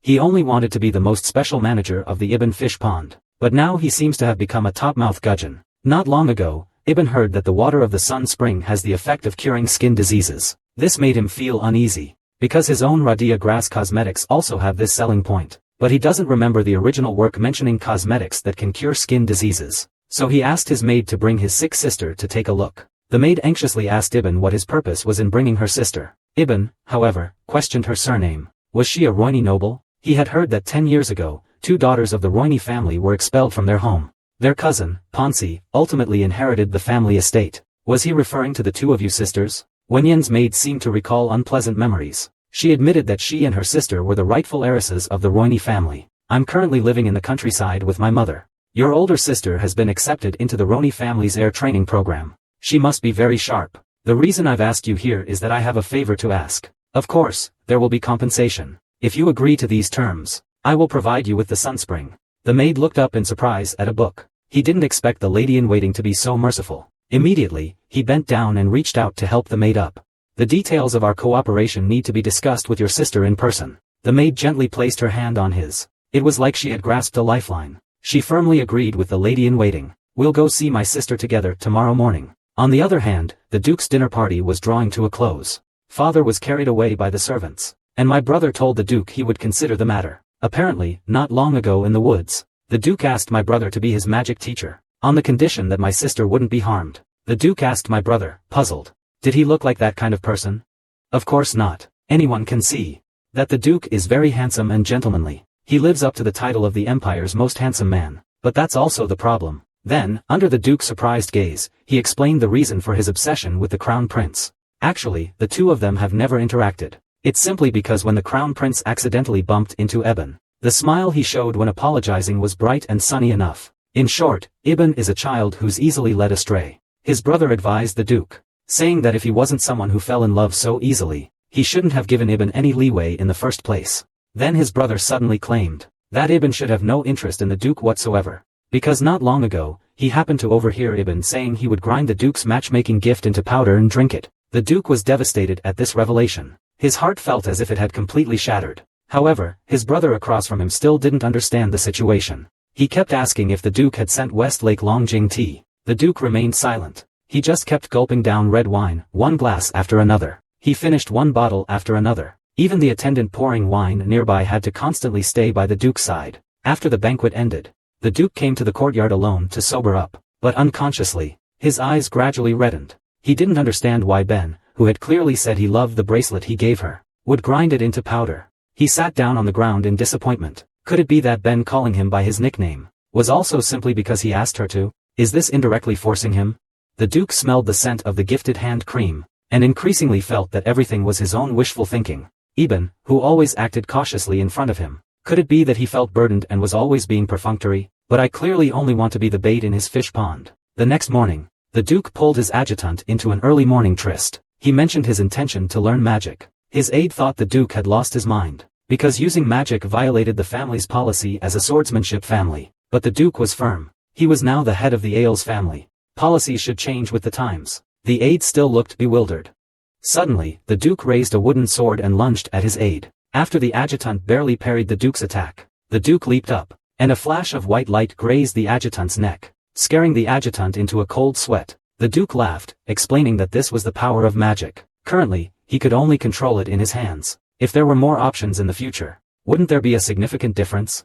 But the adjutant saw through the truth at once. You're just using this as an excuse to spend more time with the palace maids. Before, you showed no interest in beautiful women, no matter how pretty they were. Now, suddenly, it makes me highly suspicious that His Grace the Duke has fallen under the maid's enchantment. The Duke doesn't appreciate these accusations. Does the adjutant think he can't tell the difference between true feelings and those conjured by magic? The adjutant hastily defended himself. It's because there were rumors recently that the palace maid was trying to win back the crown prince's heart, using the Duke. A girl went out for a walk at 2 a.m. for the first time, and found a handsome drunkard. She even invited him to sleep together. She even, to prevent him from escaping, forcefully pinned him against the wall, preventing him from leaving. It turns out that not long ago, the Duke wanted to learn magic to get closer to Ibn. But his adjutant said he was bewitched by a palace maid, because not long ago, there were rumors that the palace maid was using the Duke. Her goal was to make the crown prince change his mind. This made the Duke recall what happened at Ibn's house last night. It turned out that Ibn was taking a stroll in the courtyard last night. He thought the dinner banquet should have ended early, so he quickened his pace to return to his room to rest. But then, I suddenly encountered the Duke, drunk and sitting by the roadside. Ibn was startled. He thought it was another monster sent by the dark mage to attack him, until the Duke looked up. Ibn recognized him as Duke Els, so he softly called out, "Lord Eldnane." But the Duke awkwardly kept staring at Ibn, leaving him quite puzzled. The Duke then whispered a reminder to Led. Instantly, Ibn became a steam engine. I didn't expect the drunk Duke to be so cute. He leaned down and asked Led what he was doing here. Hearing this, the Duke simply stood up. Then he calmly looked at Ibn, and Ibn was also observing the Duke. He noticed his face was red. This is a stark contrast to the Duke's usual calm and collected demeanor. It made the girl want to pinch his cheeks. Then the Duke asked the question that would keep him intoxicated all night. Did you really like the matchmaking gift I sent? Ibn looked somewhat puzzled. Then she heard the Duke explain, because you said you wanted to grind it into powder and drink it. While Ibn inwardly complained about her brother's loose lips, she wanted to explain that while she had indeed said that, it was actually a misunderstanding. Seeing Ibn admit it, the Duke seemed even more despondent. Ibn had no choice but to reassure the Duke that he really liked the gift, saying things like, "There are other reasons." Just as Ibn was about to find another excuse, he unintentionally saw the Duke looking hurt and upset. This made Ibn feel somewhat guilty. The Duke has always helped me impartially, but I've caused him so much sorrow. So Ibn resolved to tell him my secret. The next moment, the Duke signaled Ibn's promotion. He resumed his usual calm and composed expression, and told Ibn that someone was watching them. Ibn followed the Duke's gaze. He discovered that the room belonged to his brother. He subconsciously assumed his brother was forbidding him from dating the Duke again.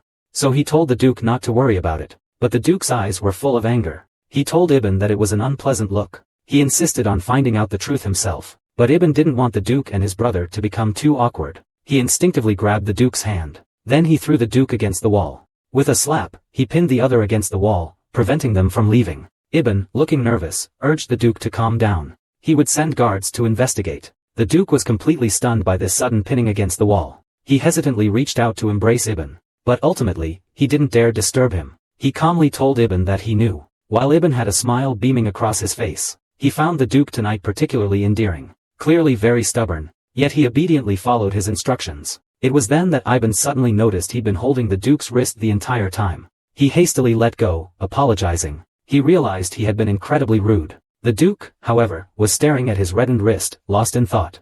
A master swordsman, he had been completely subdued by Ibn. Thinking of this, he gazed at Ibn with infatuation again. His beloved was truly amazing. At this moment, Ibn worriedly asked the Duke if he was angry. He knew his question was pointless.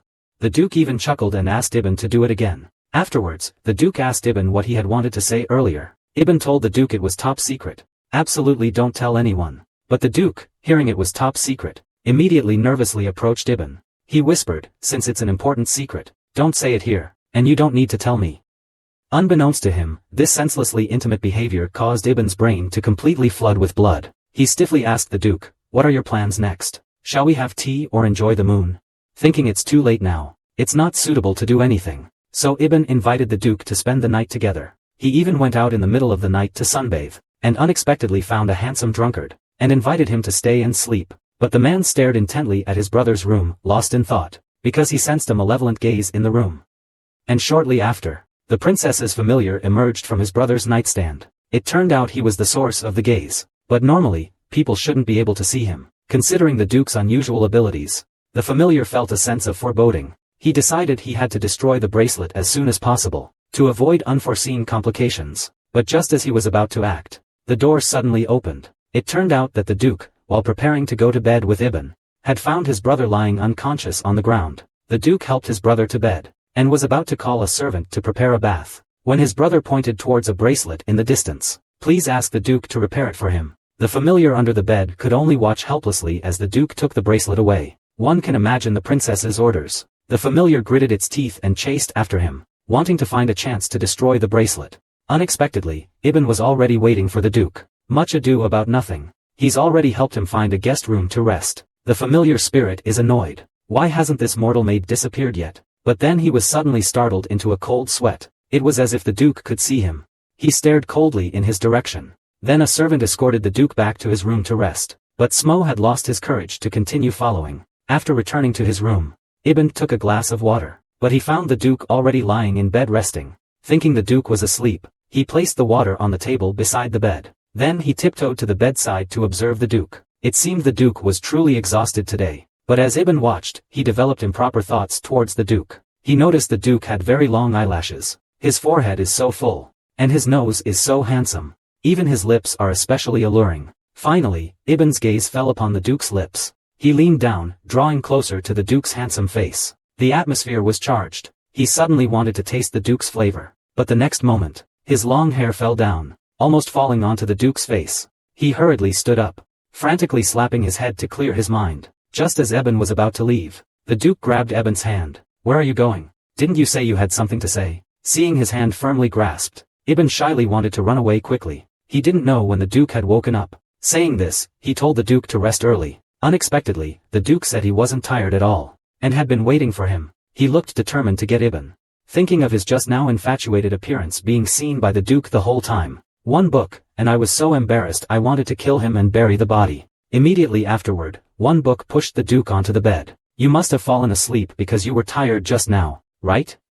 But the Duke still said he wasn't tired. A helpless one book intended to finish speaking as quickly as possible and then slip away. Actually, he ground the bracelet into powder and drank it down, not because he hated him, but because he needed a large quantity of grindstones. I know grinding the gift into powder was very rude. I am truly sorry. After hearing Ibn's explanation, the Duke smiled warmly. Since Ibn needs them, I will send more grinding stones later. Seeing that the Duke wasn't angry, Ibn smiled and told the Duke he will do his best to find the magic stone himself. Saying this, he told the Duke to rest early. After Ibn left, the Duke incredulously covered his mouth. Thinking about Ibn's proactive approach towards him, the Duke felt like he had a 50-degree fever. His body was burning up. He couldn't help but wonder if he had really been hit by the palace maid's wrath magic. The next morning, the maid came as usual to wake Ibn. He noticed her earring was gone. Ibn realized everything that happened yesterday wasn't a dream. He then asked the maid if her ear wound was alright. The maid smiled and replied, saying she was almost completely healed. After that, Ibn inquired about the Duke's condition, but he was told the Duke had already left at midnight. Ibn couldn't help but feel a little regret, but he quickly shook his head. He told himself not to overthink it. His priority now was to investigate the cause of the air's explosion. Soon, Ibn returned to his usual work routine. He ate snacks and read a book at the same time. He found that his original self had organized all the documents very well. This way, he can arrange for others to investigate. Ibn couldn't help but sigh. The original owner, such a meticulous and diligent talent, ended up with such a tragic fate, and at that moment, Ibn suddenly felt a churning in his stomach. He felt an unease and a sense of déjà vu about death. He calmed himself down. I reassured myself that I wouldn't die so easily. The next moment, the maid told Ibn that the two sisters of the Roni family had arrived. And yet, she was the most gifted legitimate daughter of the family. But she had to live with a mask every day, because she suffered from a rare skin disease, becoming a repulsive monster. Therefore, the position of head of the family, which should have been hers, was taken by her cousin. Even her mother and younger sister were driven out of the family. Yet, Ibn insisted on having the girl as his secretary. Upon her first arrival at the Duke's mansion, Liana wore thick clothes to cover her skin. Even so, it still couldn't stop the gossip and speculation. Her sister, Eudora, desperately wanted to take her sister away from this trouble. But a voice stopped me. Eudora's face was instantly filled with alarm. Then I heard Baden ask if I knew anyone was coming to visit. Who is this person?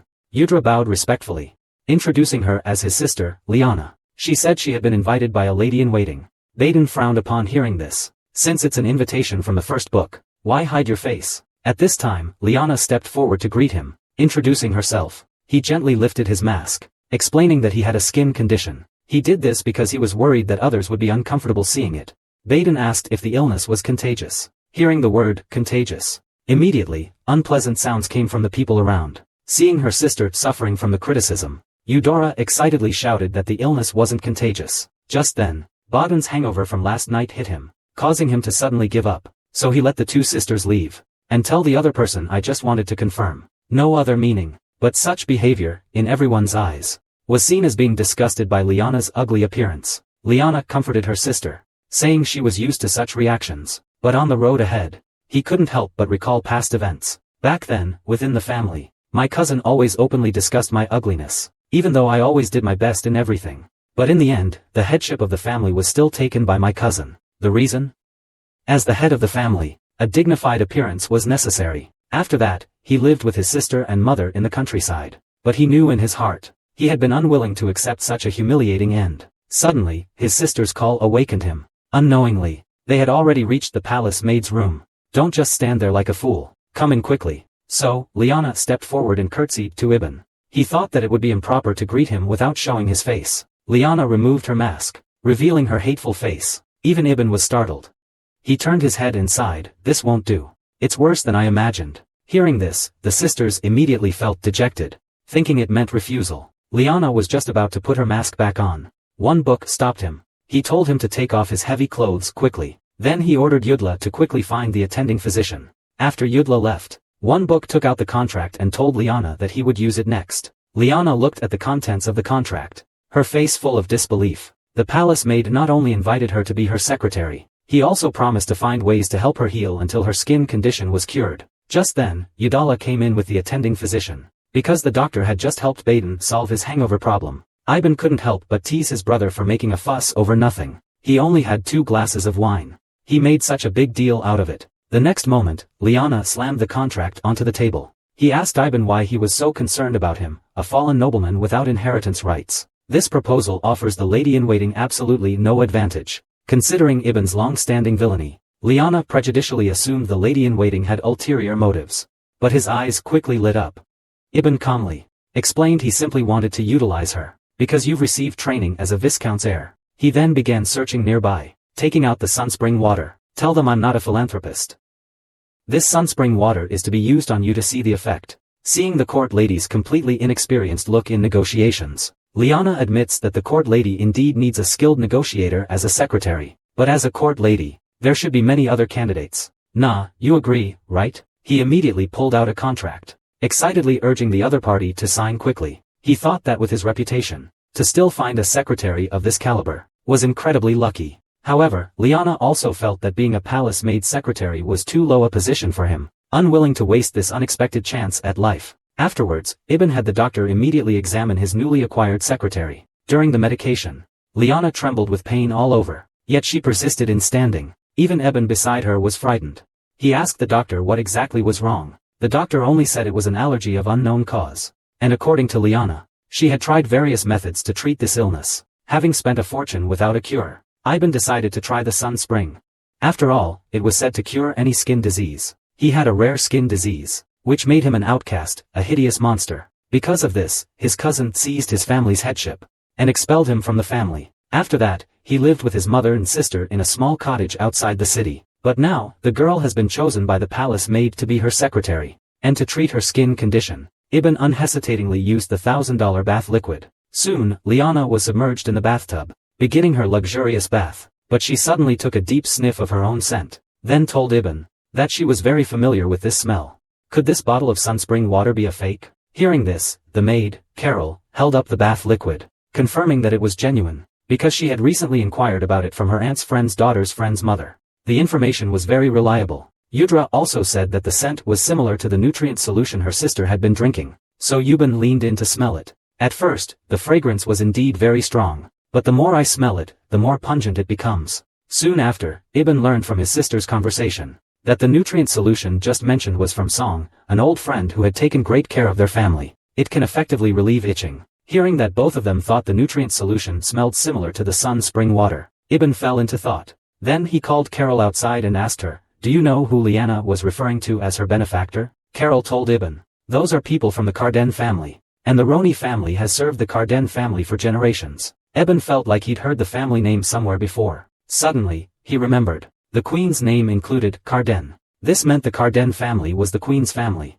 Ibn looked at the palace in the distance. He became lost in thought. In the empire, the empress serves as a role model for all the nobles. She is lauded as the greatest diplomat in history. Because the emperor has been bedridden for years, she took over the reins of power from her husband early on. With her superb political skills and extraordinary wisdom, she rightfully secured the throne as the empire's supreme leader. Moreover, the empress is also seen as very benevolent by the people. She frequently provides relief to the poor. She even adopted the son of a concubine, Adrian. She raised him as her own. Therefore, the entire empire, from top to bottom, deeply respects the empress, especially the Crown Prince Adrian. At this time, in the palace courtyard, the Crown Prince suddenly hugged the Empress from behind. The Empress found it strange that Adrian, so grown up, still needed to act like a baby with his mother. "There's only mother and me here. It's not a big deal, because Adrian's birthday is coming soon." The Empress didn't stop Adrian. He turned his head and asked what gift he wanted for his birthday this time. The Crown Prince knew that although his mother said that she had actually prepared a gift a long time ago, the Empress Wenyan smiled and promised that as long as it was what he wanted, she would do her best to help him get it. This deep affection had always been something Adrian couldn't understand. He was clearly not his mother's biological son. "I don't have any outstanding abilities. Why be so good to myself?" The next moment, the Empress bent down and put her arms around Adrian's neck. Her comforting words relaxed Adrian. "You are the gift from heaven. Your very existence brings me immense strength and joy." On the other hand, Ibn was still agonizing over Liana's skin condition. She was strange. The Roni family has served as vice-commanders of the Carden family for generations. But Lena, the heiress, developed a skin disease before she could inherit the family's position. Afterward, someone continuously provided her with a so-called symptom-relieving nutrient solution, despite her inability to inherit. Strangely, this nutrient solution has a similar scent to sunspring water. Ibn speculates that perhaps both contain components beneficial to the skin, which is why their scents are so similar. But he still feels uneasy. I casually asked Carol what the current head of the Roni family, Liliana, was like. Carol immediately replied that she was lazy and gluttonous. "She's a glutton, and incredibly greedy." Ibn and Carol both agreed that it was her cousin who used some kind of trick to make Liliana develop a skin disease, but exactly what methods were used remain unknown. Moreover, starting with the queen, many are connected to the Carden family. Why help Liana, this down-and-out noble? Suddenly, Ibn considered a possibility. His head suddenly stabbed with pain, causing Carol to worry a little. Ibn reassured her it was just a headache. Then he started thinking about the next course of action. He ordered Carol to find out who provided the nutrient solution. Seeing her freeze in place, Ibn felt a little embarrassed. He thought his order was too demanding. Unexpectedly, Carol patted her chest and explained that it was her first time receiving such a request from a lady-in-waiting. She was a little surprised that she, as the niece of the Intelligence Guild's president, would certainly do her best to complete the task. Ibn was immediately dumbfounded. No wonder this child could answer anything he asked. The maid by his side was actually the niece of the Intelligence Guild's president. Ibn was shocked by the news.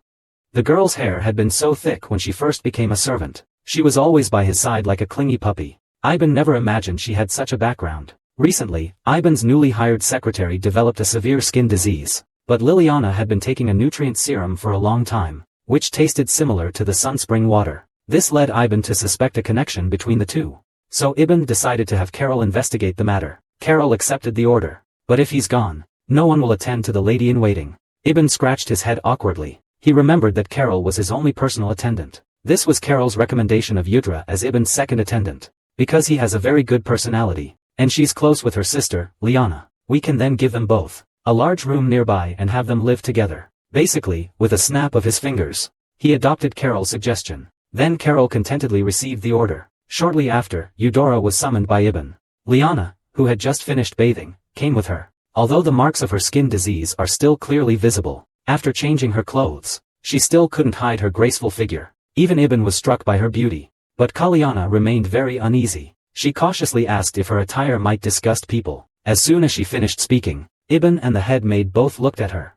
I immediately made a promise that no one would speak like that in the house. You are my secretary. You deserve proper treatment. Wenyan's Liana cautiously approached. The large expanse of red carpet made her steps extra cautious. Finally, she stopped before Ibn. She solemnly thanked Ibn for his acceptance and care. Then Ibn introduced the head maid to Liana. The two bowed to each other. Then Ibn told Yudala that she would be his personal maid from that day forward. The head maid didn't dare to object. She simply stated that the kitchen already had enough staff, and didn't need another person. Thus, Ibn smoothly added both sisters to his harem. The two sisters exchanged a glance. Eudora was so happy she almost dropped her pearls. Meanwhile, Liana felt a sense of relief. After Ibn and the head maid officially completed the handover, Ibn's faction now had 3 major generals, making him feel somewhat reassured. Although he couldn't yet reveal his secret to them, he was content to have people on his side. He was satisfied. Actually, Ibn was an orphan in his past life. This shaped his personality, making him both inferior and strong-willed. He wasn't good at communicating with others. Even less so at asking for help. When someone spoke ill of him as a child, he would beat them until they couldn't be found. As an adult, he was isolated by his co-workers, who deliberately pushed all the work onto him. Ibn suddenly felt that the original voice was very much like his own. If he hadn't had such a strong self-esteem, perhaps his ending wouldn't have been so tragic. However, the next moment, Ibn felt dizzy again. He sighed. He prayed he wouldn't get some strange disease. At this time, the head maid took Eudora to familiarize herself with her work. Ibn also prepared to test Liana's work ability. Soon, the two arrived at the study. The table was piled high with materials. He flipped through Liana's resume. He found that she had tried several languages. She had also studied law, administration, geography, and diplomacy. Based on these, he specifically found some simple tasks for Liana to handle. These materials primarily record the types and numbers of monsters that have appeared in various regions over the last century. Among them are species that have brought disaster to humanity. And Liliana's job is to mark the monster data for each region on the map. Although it sounds simple, it's impossible to do this work without geographical knowledge. Liliana simply smiled faintly. She was glad she could be of use, because only when working together, he wouldn't even feel the skin disease. Liana said it lightly, but Ibn felt sorry for him. His years of effort and knowledge had all been reduced to nothing by the skin disease. After that, Ibn left on business. He asked Liana to finish the work and report back to him. In the following time, Liana worked carefully.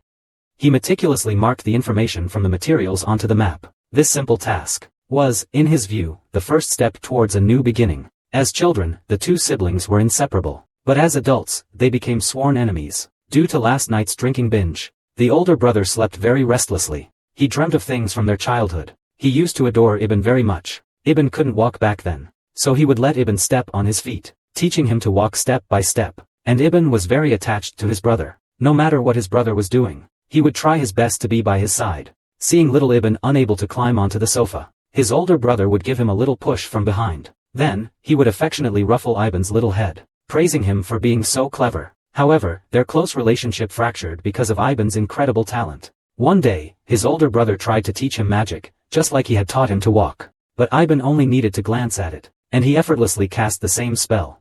And the effect far surpassed his brother's. His older brother was dumbfounded. He was considered one of the top geniuses in the academy. Now, he'd been overtaken by his younger sister, who hadn't even been to school. And Ibn's talent wasn't just in magic. She excelled at running, riding, and all sorts of sports, surpassing him. From then on, the title of genius fell to Ibn. No one paid attention to her brother, who was inferior to Ibn in every way. Naive little Ibn saw her brother. He hurried forward to greet him. However, his brother's cold turn deeply hurt Ibn. He didn't understand why his brother had betrayed him. So the stubborn Ibn stopped approaching his brother. But at that moment, his brother was basking in everyone's admiration. Until, in the hallway, his brother accidentally noticed Ibn.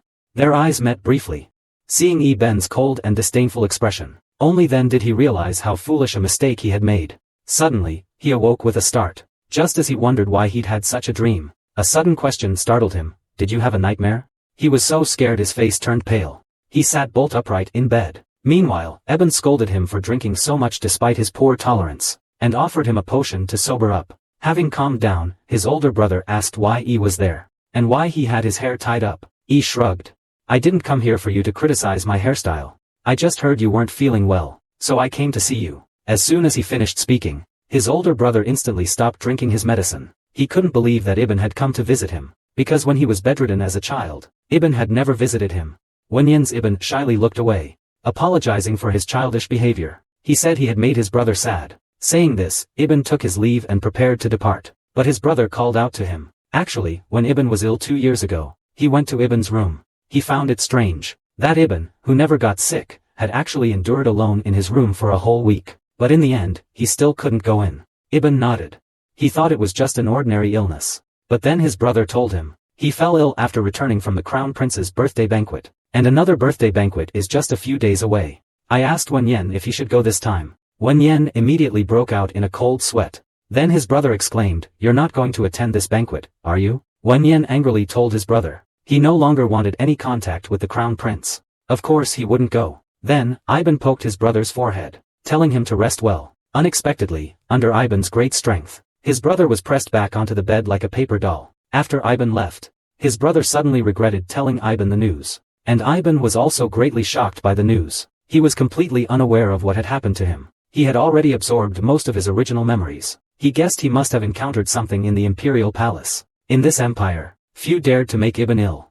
Meanwhile, at the Duke of Aile's mansion, the Duke was instructing his adjutant to prepare materials related to magic stones. These days, the adjutant had been busy searching for information on all magic stones in the market. He didn't understand why the Duke needed magic stones. The Duke of Wenyan chuckled. He then announced to his staff that he would convene a meeting of all the magic stone monopolists within the empire. He then instructed his adjutant to refuse all visitors, forbidding anyone from approaching the meeting room. The adjutant thought the Duke had gone mad to buy such worthless junk with no investment value. But the Duke stated that he intended to give all the empire's magic stones to Ibn. It was my first time visiting my boyfriend's home. As soon as I arrived at the door, I wanted to turn back. Luckily, the maid gave me a timely assist. She told the guards to quickly inform the Duke of Els.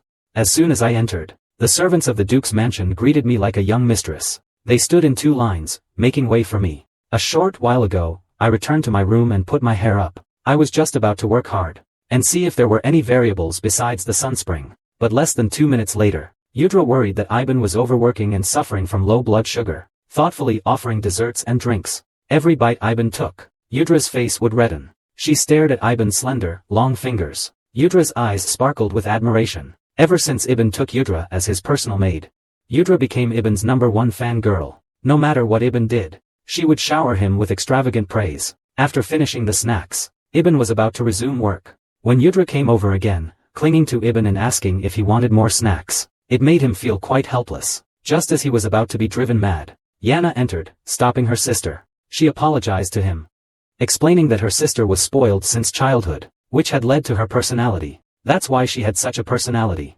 Iben looked at Eudora, who was cowering in the corner. I worried that when Carol returned, I wouldn't have a job anymore. Then I didn't know if I would still have a job. Then Liana told Eben that he had completed all the tasks assigned by the lady-in-waiting. Now he only needed to check for errors. Eben was surprised. He asked how the work felt.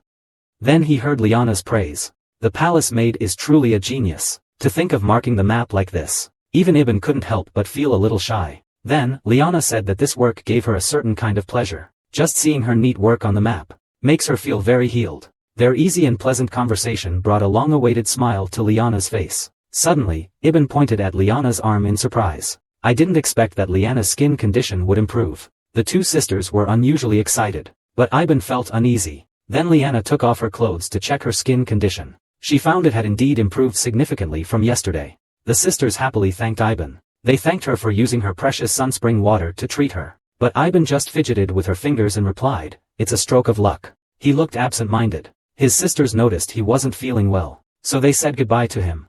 After they left, Iben flopped down onto a stool. He hadn't expected the sunspring water to actually cure skin diseases. Although he wanted to thank whoever had treated Liana, his bath liquid plan was now ruined. Then I'll have to tell my father the truth. Beg him to help me buy magic stones for my illness. Thinking of this, Ivan couldn't help but worry that his father would throw him out. At this time, Ivan's gaze shifted to the pen beside him. He gently picked up the pen, remembering the Duke circling the check. That was the only man who, without even asking, could show him unlimited kindness. But the other party is a royal investigator. I can't ask him for help. However, the next moment, Ivan suddenly went to work. He thought that the Duke's handsome face was enough. He didn't want to deal with any other messy things. So he called Yudra and prepared to go out. Soon, the two arrived at the Duke of Aile's mansion. Just got off the carriage. He instantly calmed down. He had been too heartbroken just now. That's why he did such a foolish thing. Then he quickly climbed back into the carriage. The Duke's guards asked about their origins. Without giving him a chance to respond, Lou Delay quickly informed them that they were maidservants from the Asinthor's family paying a visit. Saying this, he patted his chest again. He instructed the guards to deliver the message to the Duke of Els. Less than a minute later, all the servants of the Duke's mansion came to greet the Rao family. Even Ibn was startled by this scene. The butler cautiously inquired whether Ibn had come to see his grace, the Duke of Ars.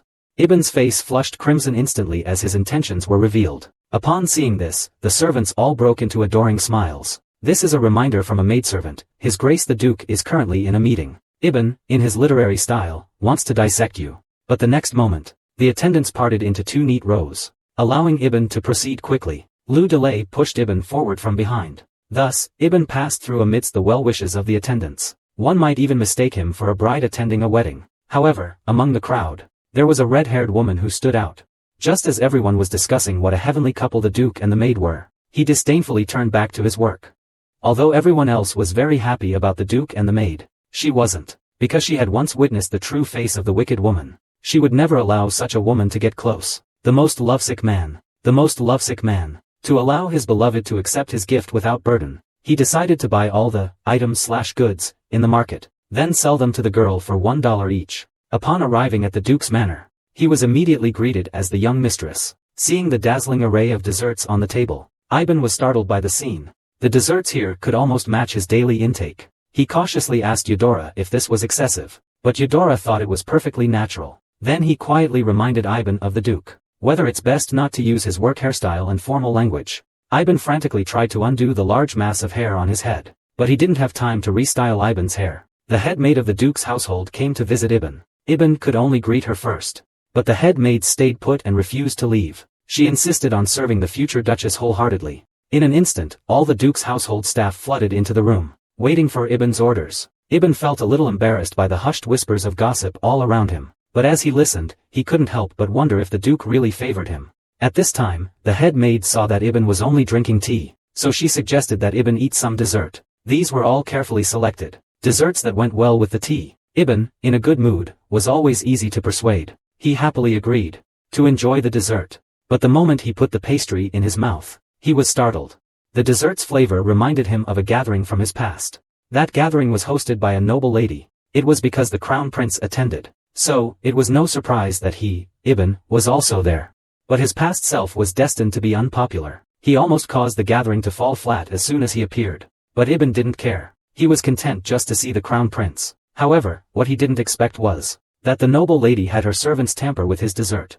Other guests could eat soft and delicious little cakes, but Ibn only got dry, hard biscuits. One bite, and he almost chipped his teeth. Only then did Ibn realize he had been treated differently. It wasn't just the biscuits. Even the tea was made with dirty water. Seeing the two redheads' smug smiles, Ibn didn't lose his temper. He simply smiled and asked everyone if they had noticed anything strange. As soon as he finished speaking, the things on the table began to shake violently. All the nobles at the gathering were scared and fled in all directions. And the cause of all this was actually Ibn, the one everyone looked down on. Looking at the embarrassed faces of the nobles who had just scorned him, Ibn's lips curled into a slight smile. The traps those nobles had set just now seemed like nothing more than childish pranks. His thoughts drifted back to the Duke's mansion. Ibn crunched and munched on the awful sweets. I gulped down a large mouthful of tea, thinking perhaps it was an accident that the food was so bad. I decided it was best not to show it, but the maidservant immediately approached and asked if I wanted more, leaving me unsure how to respond. Then the steward returned, apologetic, reporting that the Duke was currently in a meeting,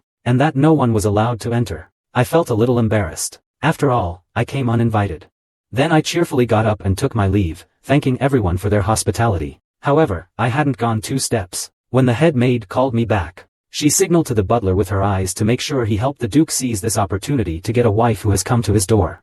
But I told them not to bother. Perhaps the Duke really is in an important meeting. I can visit again another time. Suddenly, a rough voice came. Panting, the other party blocked Ibn's path. He asked the lady-in-waiting, "Was the tea I prepared not to your liking? You only took 1 bite." Ibn was just about to politely respond, when he suddenly remembered that the other party was the maid who had made him those brick-like cookies, and he clearly remembered throwing dirty water in her face. The other party's aggrieved expression. Seeing that pockmarked face again now, the temperature around him instantly plummeted. He didn't think the Duke was the same kind of person as that noble lady, so today's events were the maid's own doing. Speaking of which, he told the maid that he had eaten lunch before he came, so he wasn't hungry. Although his words were calm and showed no turbulence, they made the maid's heart pound with anxiety. When Ibn passed by him, he whispered that he would tell the Duke that he had received excellent treatment, and that he needn't worry too much. Saying this, he turned and left without looking back, leaving the maid alone, restless and uneasy. In another conference room, his subordinates are subtly advising the Duke against buying the magic stone mine, because the production of magic stones is low, and the Duke has received word that there may be unforeseen pressures. His adjutant even bluntly stated that only a fool would give away a mine as a gift, so the clever Duke decided to buy all the magic stone mines, and then drive down the price of magic stones. He was selling them for $1 each to Ibn. Just then, the head maid and the steward interrupted him, because there was an important matter to discuss. The Duke sighed. "Speak, what is it?" "A lady-in-waiting from Asanthotska has come to see you, my lord." No sooner had she spoken, the Duke immediately abandoned his chair, put on a handsome smile, and rushed to the door, ordering everyone to acquire all the models first, completely ignoring everyone in the conference room. The wicked palace maid despised by the world was actually a kind-hearted person with a cold exterior. Seeing an assassin about to harm the little girl, he used only 1 move to obliterate the opponent, and that little girl he saved was Carol. From that moment, he swore allegiance to Ibn. The Duke recently learned that Ibn had come to the mansion to see him, so he immediately left everyone in the meeting room, and rushed to his room to find Ibn. But after opening the door, he only saw the head maid. When the Duke asked about Ibn's whereabouts, the lady-in-waiting babbled a long report to the Duke. Then he quickly turned and ran after Ibn. He saw the Duke's mansion gate was tightly locked. The Duke leaped powerfully. He easily cleared the 3-meter-high gate. However, Ibn had already boarded the carriage home. It turned out that the lady-in-waiting had just presented the Duke with Ibn's dessert. She told him the dessert was made with mud and sand. The Duke of Wenyen was furious, and declared he would thoroughly investigate the matter. But the top priority now was to find a book that clearly explained. Meanwhile, Carol came to a small alley alone. He knocked on one of the doors. After exchanging a password with the person inside, a man came out to greet Carol. He didn't give the other man time for pleasantries. Carol then let the other person take him to see his aunt. The woman in the room stood facing the door, exuding an intimidating aura. Hearing a knock at the door, she coldly inquired about the visitor's purpose. But when Carol entered the room, the woman's eyes instantly lit up, and she rushed forward to greet him. "My little kitty, you're back," she said, holding Carol tightly and refusing to let go. "You've been a servant to the Mad Dog Palace maid for 5 years. Now you finally know how to go home." Carol immediately pushed the maid away after hearing that. "Please don't call the palace maid Mad Dog. Otherwise, I'll never see the maid again." Seeing Carol's angry expression, the woman could only coax her. She said she wouldn't do it again. But not long after, she accidentally let slip that the palace maid's personality is bad, and that her hot temper must make her difficult to serve. Come, sit here. Your aunt will take good care of you." Carol immediately corrected her. "The palace maid is not like that at all. Shouldn't the Intelligence Guild update its files?" Then he solemnly told the palace mother to record it in the palace lady's file like this. "The palace lady is very handsome and beautiful, and a very talented woman." Immediately afterward, Carol handed over another commission. The aunt immediately boasted that as long as it was a commission from her niece, she would definitely complete it. But after he opened the envelope, I discovered it was an investigation into information about the Sunspring and the Cardinal Duke family, the Queen's maternal relatives. My aunt called. "Does the lady-in-waiting really need the Sunspring?" But Carol said with confidence that the lady-in-waiting is already perfect, and doesn't need such a thing at all. Her display of fanatical admiration made my aunt strongly suspect that Ivan had bewitched her. However, he still planned to send someone to investigate his niece's whereabouts first. After his aunt left, Carol finally had time to look around. The layout here hadn't changed a bit since he last lived here. A photo of Carol and his aunt was still on the table. The man in the photo was Carol's father, who was also the former head of the Intelligence Guild. One day, his father was assassinated. At the moment her father's coffin was lowered into the ground, Carol became the next head of the Intelligence Guild. However, Carol hadn't yet emerged from the shadow of her father's loss, when assassins came knocking again.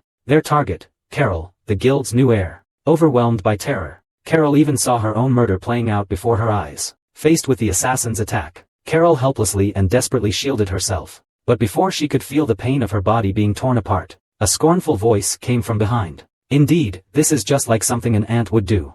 Immediately afterward, the assassin's body exploded in front of the two of them. Looking at the man who could no longer move, he remained as calm as if he had just stepped on an ant. He walked straight past Carol. He didn't give Carol a chance to thank him. A concerned voice was the first to reach her. It's dangerous in the rain. Go home quickly. Go home quickly. From that moment on, Carol vowed to repay Ippon. Although the lady-in-waiting seemed not to remember the incident, he would never forget it for the rest of his life. Then Carol suddenly noticed that the photo on the table had fallen. He reached out to straighten the photograph. But after he picked up the photograph, he noticed that the neglected commission contained a case investigating the resale of Rhodia algae. Duke Aina finally confessed his feelings to his beloved. He grabbed a book and placed it against his chest. Whenever I see the Countess, my heart beats fast. Aina felt the Duke's heartbeat. A blush involuntarily rose on his fair face. Yet at this crucial moment, the flamboyant crown prince suddenly appeared. A short while ago, Ibn left the Duke's mansion, after bustling about for half a day without seeing the Duke. Ibn was somewhat listless in the carriage. Yudra comforted him, saying the Duke was busy. It's a very important matter. Even Ibn knows this, but he still felt an indescribable dejection. Suddenly, the carriage ran over a stone, throwing Ibn's head directly against the wall. The series of misfortunes left Ibn in despair. He felt like a fool. Alone, in expectation, lost because of the Duke's kindness towards him. He developed the illusion that everyone was kind to him. But in truth, he was ultimately a wicked woman, still unable to escape the secret disdain and aversion of others. So he decided to simply give up, considering it is just deserts. Eudora was completely bewildered. Although Ibn had already despaired of his future, but I still forced a smile and gave Eudora a thumbs up. Just then, Eudora heard someone shouting something. She leaned out of the window to check. Then she told Ippon to quickly look outside. Ippon opened the window and poked his head out. He saw the Duke rushing towards them at a speed of 1.5 meters per second. Ippon's mouth dropped in shock. I quickly got off the carriage. I inquired about their intentions. However, the little maid was already waiting to watch the show. Sure enough, the next second, the Duke couldn't help but reach out with his lecherous hand. I heard that your highness, the palace maid, came to look for me, but when I came out, you were already gone. So this time, I'm here to find you. I grasped the Duke's hand. His previous disappointment vanished. He felt an inexplicable flutter in his heart. He asked the Duke if he had interrupted anything. He'd heard it was an important meeting. The Duke said such things were insignificant compared to a lady-in-waiting. Moreover, if he had known the lady-in-waiting was coming, he would have cancelled the meeting immediately. Having said that, he extended an invitation to Ibn, hoping for another chance to properly entertain him. Hearing this, Ibn's eyes lit up. He hadn't expected the Duke to come all this way just to say these things. Clearly, he was the uninvited guest. But this man had always been unconditionally kind to him. He smiled and accepted the Duke's request. The Duke was about to rejoice at the news, but Ibn said it wouldn't be possible today. He'd have to wait until next time, because he felt the Duke still had other matters to attend to, and he shouldn't take up his time. Hearing this, a hint of disappointment flashed across the Duke's face. I understand.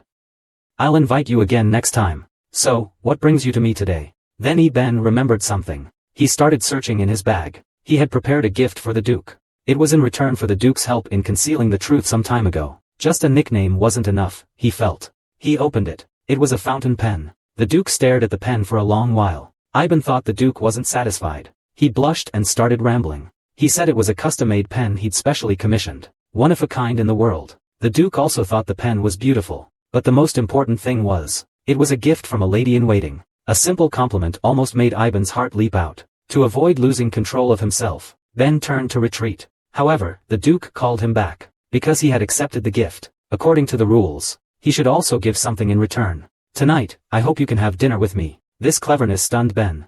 It's still broad daylight. This young man is already thinking about dinner. The Duke, whose thoughts have been exposed, doesn't bother pretending anymore. He frankly states that he doesn't want the palace maid to leave just like that. The maid very much wants to ask why he doesn't want her to leave, but she doesn't have the courage. She only says that it's not very convenient for her. Unexpectedly, the Duke misunderstands her. I didn't want to get along with him. I felt wronged, like a little dog. So he sincerely told Ibn that he didn't feel awkward at all getting along with the palace maids. He didn't give Ibn time to react. He grabbed Ibn's hand and placed it on his own chest. Then, shyly, he said, as long as I see the palace maids, my heart would pound. Ivan blushed at the sudden confession. She felt the Duke's rapid heartbeat. Ivan still wanted to confirm what the Duke meant. But just then, a sharp neighing sound came from the distance. A luxurious carriage was seen slowly approaching the two. Then the Crown Prince got out of the carriage. Still that same flamboyant look. Everyone, long time no see. Although Ibn was furious that he'd ruined his plans, but due to his status, he still respectfully bowed. Suddenly, Ibn thought, could it be that the Duke was carrying out the Crown Prince's orders? But judging from the Duke's icy gaze, obviously not. This is the Crown Prince making his intentions towards Ibn clear. He handed Ibn an envelope. Ibn's face instantly turned ashen with fright. He couldn't imagine what kind of good thing the Crown Prince would send him. This must be an arrest warrant from the palace. However, the Crown Prince told him, it was an invitation to his birthday banquet.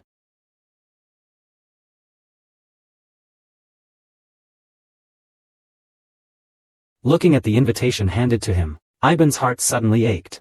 Then, a flood of memories poured into his mind. This was what Yuanshan had longed for and yearned to obtain. Yuanshan's former admiration for the Crown Prince. He scoffed at the invitation, forcing himself to accept it. He almost lost control of his senses. He nearly shouted, "Go," at the Crown Prince, trying to pull himself back to reality. At that moment, the surroundings fell instantly silent. Under the Crown Prince's incredulous gaze, Eben's face flushed crimson with shame and anger. He couldn't accept that his proud and confident inner self was filled with loneliness and self-reproach, and that he so desperately longed for someone like the Crown Prince. So he strode up to the Crown Prince. "Your Highness, you've gone too far. You've invited all the eligible young ladies of his age to be your consort. Even Viscount's daughters have had the opportunity. Yet I, a lady-in-waiting of the Asenthas family, have been ignored." Having said that, he snatched the invitation. He tore it to shreds right in front of the Crown Prince. He didn't want his younger sibling to continue being infatuated with that sleazy man, and this explanation could also serve as his reason for refusal.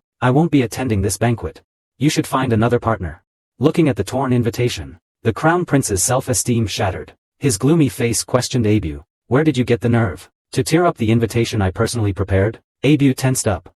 But the next moment, the Crown Prince reverted to his usual flippant self, saying that such impoliteness was also a kind of charm for a palace maid. It left Ibn speechless. But the Crown Prince wouldn't allow anyone to challenge his authority. There would be no next time for such behavior. Then he told Ibn, even tearing up his invitation wouldn't work. "This banquet is special. All families who received invitations must attend. But I guess no one wants to be a companion to the palace maid. And in such a situation, the palace maid should know what kind of ridicule she will face." She was so angry she gnashed her teeth. Even so, she was unwilling to be the Crown Prince's consort. At this moment, a voice interrupted them. "If the palace maid doesn't mind, I am willing to be the palace maid's consort." Ivan was deeply moved by the Duke's outstretched hand. He was very touched. But at the same time, he found it strange. Shouldn't the Crown Prince be the Duke's superior? Why would he help him? The Crown Prince wore a look of disdain. Then he also extended a hand, inviting Ivan to be his partner. The two men clashed over Ivan.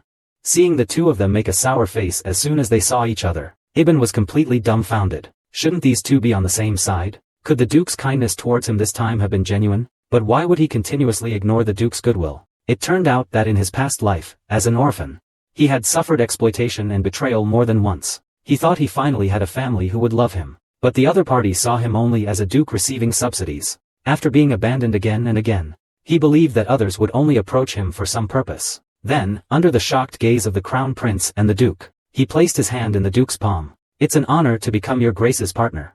The Duke passionately kissed Ben's hand. This is the man who was unconditionally gentle to him from the beginning. Just as the two were looking at each other lovingly, the Crown Prince impatiently interrupted, telling the lady-in-waiting to stop acting.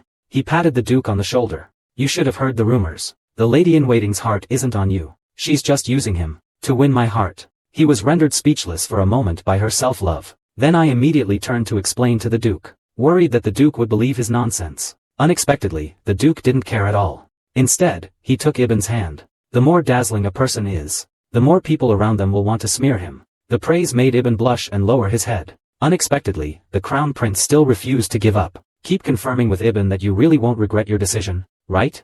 Of course he won't regret it. He immediately found an excuse to leave. He'd been standing in the hot sun too long. He was a little tired.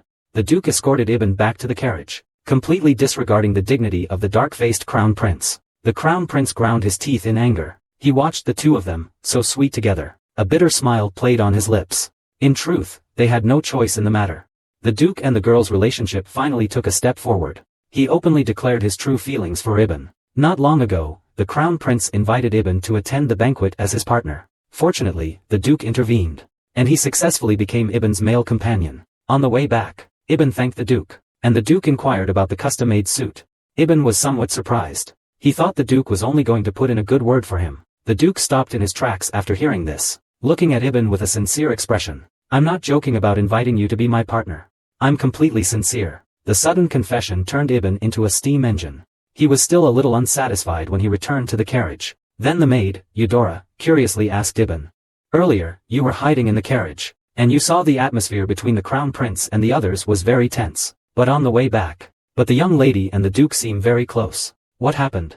"An explanation. He and the Duke are going to attend a banquet together." Eudora immediately started mentally praying. She planned to carefully choose a matching couple's outfit for them. Speaking of gowns, Ibn recalled what had just happened. "My body temperature reached 50 degrees from shyness." Eudora understood. On the other hand, the first thing the Duke did when he got home was to find his adjutant. He had been busy these days with the Duke's wife-chasing plan. Now he also had to investigate the culprit who made the palace maid eat stones. His face was covered with heavy dark circles. Several people bowed to the Duke. The butler told him, "These are the people who were most closely involved in the dessert production at the time." When the Duke inquired about the specifics, the head chef quickly admitted his mistake. After all, the problem occurred under his supervision. He bore some responsibility. However, the blonde maid insisted she was not at fault, because she had used the dough kneaded by the redhead when making the dessert. The redhead denied this upon hearing it. She's quibbling, saying she kneaded the dough with others. It's impossible to tell who did it. She even slung mud at the blonde-haired one, claiming she secretly added something during preparation. The falsely accused blonde-haired one was furious. Before the Duke, neither would yield. The adjutant had already heard a bit of their accounts. He believed this wasn't simply caused by a mistake. The Duke's matter hasn't progressed at all. His face instantly turned cold. He warned, "You have always been loyal to the L's family. I'd like to believe you, but I don't want any doubts left in this matter." Several people present turned pale with fright. Then the Duke took out a crystal-clear gem. He inexplicably said, "I am the head of the L's family." The gem showed no reaction, but when he said he would let those involved go, the gem suddenly emitted a dazzling red light. The Duke told everyone that it was a magic stone called the Mon Stone, whose only function was to react when it heard a lie. The redhead in the crowd immediately became restless, breaking out in a cold sweat, but the next moment, the Duke went straight to him. "Let's start with you." Seeing the redhead's frightened and anxious demeanor, the Duke's gaze grew even colder. The case was subsequently resolved smoothly. The head chef showed great skill. The maid involved was expelled from the estate. The aide-de-camp felt this handling was too lenient. The Duke could only express his helplessness.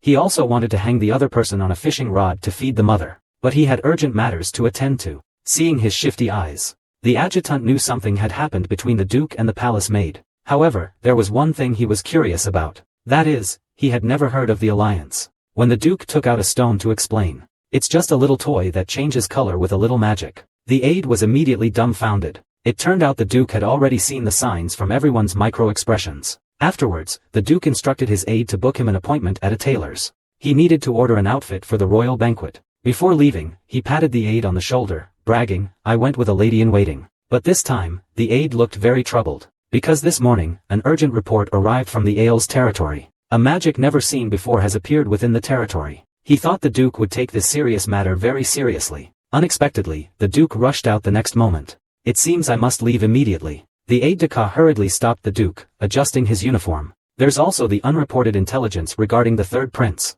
The Duke flipped through the relevant documents. He learned the reason why the third prince had refused him earlier, so he gave his adjutant another task: to find every possible cure for idiocy. This time, he had to make the third prince change his mind no matter what. Never mind the fiancé. The crown prince invited other girls to his birthday banquet. This completely stunned the princess. Clearly, she was the crown prince's lover, but she chose that wicked woman instead. Enraged, she even wanted to unleash her most powerful familiar while Ibn was asleep, to end her life. Ibn had just returned home a short while ago, his face still flushed. She was delighted that her first date's companion was the Duke of Aries. Even though it was the crown prince's birthday banquet, he couldn't contain his excitement. Suddenly, his old ailment struck again. I wondered if the Duke's words really meant he liked me. Then two little devils popped into my head. They started arguing. Do I have to say it out loud to find out?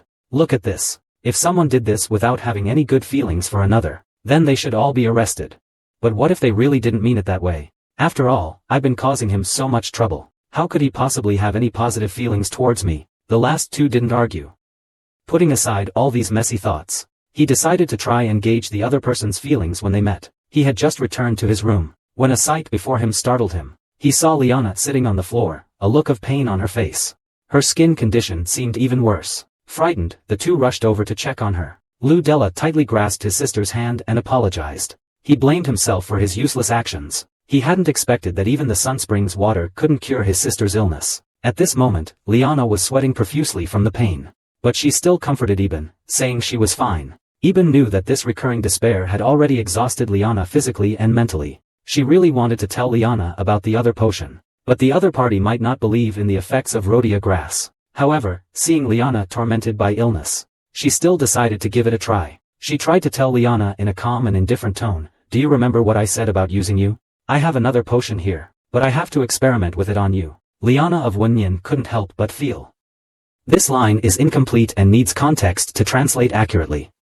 Suggests Your Highness or a similar title, but the meaning of the whole sentence is unclear. So you really were using me? Her face remained impassive. She didn't think that insincerely saying nice things would make the other person feel better, because that might needlessly create vain hopes and make the other person suffer even more. Even if Liana would leave her because of this, she wasn't willing to say she was doing it for her own good. At this moment, Liana had her answer. Just when Eben thought she would refuse him, Liana smiled and said Eben was too honest. But it doesn't matter. The parts the lady-in-waiting lacks will be filled by her, as her secretary, because she already belongs to the lady-in-waiting. Eben didn't expect Liana to trust him so much, but she still remained tsundere and said nothing. Then quickly turned her back. Tears of joy welled up in my eyes unconsciously. You can't go back on what you just said, okay? Meanwhile, in the palace, the princess was venting her frustration by doing chores in her room. This banquet was the most important opportunity to decide on the crown prince's consort. But the crown prince didn't choose her. Instead, he invited that wicked woman as his partner. She hated it so much that she bit her lip until it bled. His plans have been repeatedly thwarted recently. Even the rhodia grass was snatched away by others without his knowledge. Suddenly, he connected the two incidents. He couldn't help but laugh. He concluded that these things were all done by Ibn, and the other party's goal was to compete with him for the crown princess. If so, he had to come up with a solution. Or perhaps, while the palace maids are asleep, I could summon my most powerful familiar, and finish them off. But that's incredibly risky. If discovered, he wouldn't be able to escape unscathed. So he decided to seek help from others, those who had helped him escape poverty and hardship in the past. She was also the only son in her life, to be with the empress forever. The princess tried every means to become the crown prince's consort, so she could truly become family with the empress. But she never imagined that the once incredibly gentle Empress Wu Jing, who treated her like a daughter, would actually try to kill her. In the past, Kodria's life was incredibly difficult without adult supervision. He struggled to survive. As a young child, to survive in such harsh conditions, he could only rely on his weak healing magic to treat people's injuries. In exchange for a meager income, those days weren't so much living, but rather a desperate struggle to survive. Even so, but bad people still had their eyes on him. They blackmailed him to hand over all his money. Just when he thought he would be forever trapped in this hellish cage, the thugs before him were suddenly subdued by someone else. Before he could react, he heard footsteps behind him. It was the only person who was willing to lend him a hand. His red hair was like the sun. It illuminated his life. Afterwards, the empress gave him something he'd never had before. She kindly helped him comb his hair, saying she felt like she had gained a lovely daughter. These words made Kodria completely devoted to the empress. He thought he finally had a loving family. But one day, suddenly, the empress claimed she had found his real parents. The other party is the most powerful emperor in the kingdom, but he's not happy at all. He deeply regrets not speaking his mind back then. After the queen left, his biological parents distanced themselves from him because of his illegitimate daughter's status.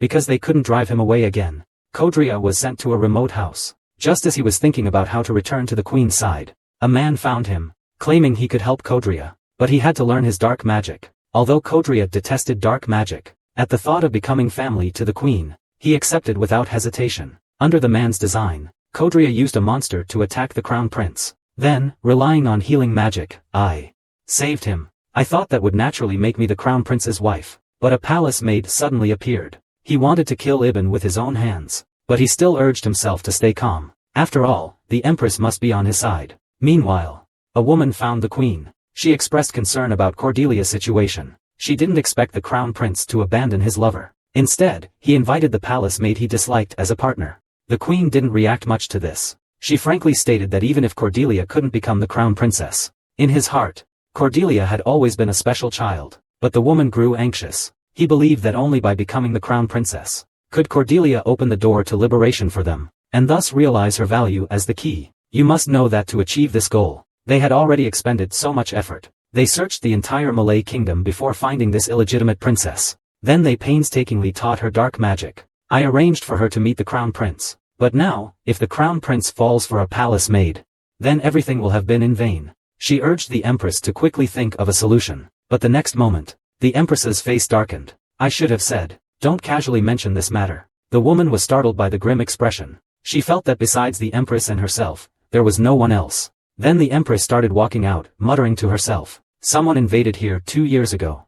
Though he was lucky enough to escape, he was also hit by my ancestral. He should be dead by now. Having said that, he instantly summoned a Yasha. Kodria, quickly hiding in the bushes, was caught by Shermu. The queen slowly walked over. Her words sounded strangely unfamiliar to Kodria. If you were cursed, what would you do, Kodria? Then the queen, displeased, gave the woman a Zhu, assuming this is a name or title. Leaving as is, the woman knew she was wrong. He used teleportation magic to leave the palace. Kodria was terrified. He never expected that the queen, who had always been kind to him, had been using him. The queen gestured for him not to ask questions. Then she cast dark magic on Kodria. From now on, Kodria could never leave her, even though he was crying in pain. But the empress never stopped. Instead, she smiled and reassured him. After all, you are the key I've so painstakingly obtained. Originally a street urchin, she was spoiled by the empress into the happiest little princess in the world. But growing up, the girl accidentally overheard the truth about her past, revealing the empress's shocking secret. More ironically, to prevent Kodria from revealing the truth, the queen mercilessly cast a curse upon her. Once she tries to ask others for help, she will suffer even greater pain. Witnessing the queen's ruthless act, Kodria's heart died as well. Everything he did, it's all to become family with the empress. Soon after, the empress returned to the palace. His secret was discovered. The false smile was gone from his face, replaced by endless coldness. At his summons, the crown prince came to pay his respects. The strange atmosphere in the room made him involuntarily nervous. At this time, the empress stood up and walked towards the crown prince. Mother is truly a little heartbroken. You didn't say anything, and just decided on your date for this banquet by yourself. And you've already publicly announced your lover. Yet you still chose someone else as your date. You, as the crown prince of the empire. Is this the right thing to do? The crown prince felt some guilt. He knew that his partner at this banquet would be chosen as the crown princess. But now, he wanted to be honest about his actions. Although in the past he had always disliked the lady-in-waiting, and had tried every means to avoid her until the lady-in-waiting truly left, she only then began to regret it. Actually, she cared deeply about the palace maid who wholeheartedly loved her. The empress smiled inadvertently after hearing this. She patted the crown prince's shoulder.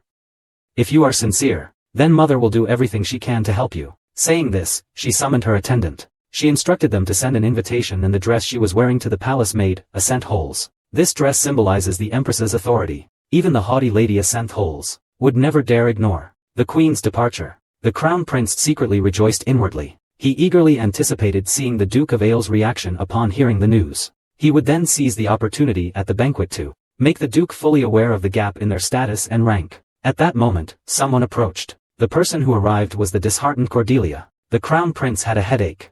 Although he really didn't want to continue to get entangled with him, he worried that the other party would cling to him. He still decided to apologize. Unexpectedly, before he could speak, Cordelia ignored him and walked past. The crown prince was somewhat surprised, but he didn't take it to heart. That way, he wouldn't have to apologize. Back in his room, Cordelia shut the door tightly, powerlessly collapsing onto the floor. Even now, he felt uneasy. It turned out everything was planned from the beginning. He felt like a fool, played like a puppet. Suddenly, tears welled up uncontrollably in his eyes. Finally, sadness turned to anger. He absolutely refused to be used like this. On the other hand, the Duke of Ailes hastily eliminated the demons within his territory. He had the soldiers record the investigation results and report them to the royal family. He himself planned to quickly return to the capital and resume his romance with the lady-in-waiting. At this time, a soldier informed the Duke that quite a few merchants had come to the territory that morning peddling demonic artifacts. He drove all the merchants away, because no one would buy such expensive and useless magic stones. Hearing this, the Duke's face turned cold. Those are mine. He ordered his soldiers to hurry back and retrieve the magic stones with the money. On the way back to his estate, The Duke was suddenly startled. He saw a crowd of people noisily gathered at the entrance of his mansion. The moment the Duke appeared, they revealed expressions of wolfish hunger. The Duke's face paled involuntarily. This Duke, who was supposed to be the top sycophant, was actually a super heartthrob.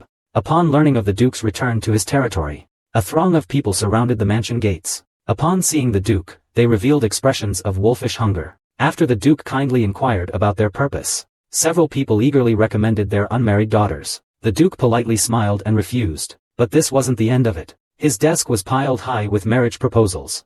The nursemaid told him it was because they'd heard about the Duke's matchmaking. Therefore, other families volunteered to recommend their daughters. Some even traveled great distances to see the Duke. This left the Duke somewhat puzzled. Is everyone so pessimistic about him and the Duke? The overwhelming information left the nurse speechless for a moment. She then asked the Duke about his progress with him. The nurse laughed happily upon receiving the reply. Even she initially thought the Duke was merely trying to avoid arranged marriages within powerful families. Unexpectedly, he genuinely wants to develop a relationship with the lady-in-waiting. Our Duke is so perfect. He'll surely win the lady-in-waiting's heart soon. But the Duke's eyes became shifty. He actually invited the young lady out privately several times. But she refused each time. However, later they held hands. And she agreed to be his partner. The nursemaid never imagined that the Duke was actually the pursuer. She then cautiously began to analyze the situation for the Duke. If the Duke's dates meet the following 3 points, there's still a chance. One shouldn't easily refuse a meeting. Everyone wants to meet the person they admire. Second, when together, they will look at each other. And finally, the third point is sharing personal matters, such as hobbies and interests. These are the best ways to get to know someone. Do any of these apply? At this moment, the Duke's heart sank. Because I don't meet any of the requirements. Seeing the Duke's restlessness, shifting constantly, his grandmother comforted him, saying perhaps the lady-in-waiting was simply not good at expressing herself, and that he would be her companion at the ladies-in-waiting banquet. Such occasions are often good opportunities for both parties to get closer. After hearing this, the Duke immediately began to daydream, a beautiful and moving face seeming so close. It made him want to have it. But he immediately dismissed those thoughts. Action proved far more useful than contemplation. He had to return to the capital as soon as possible, to prepare for the banquet.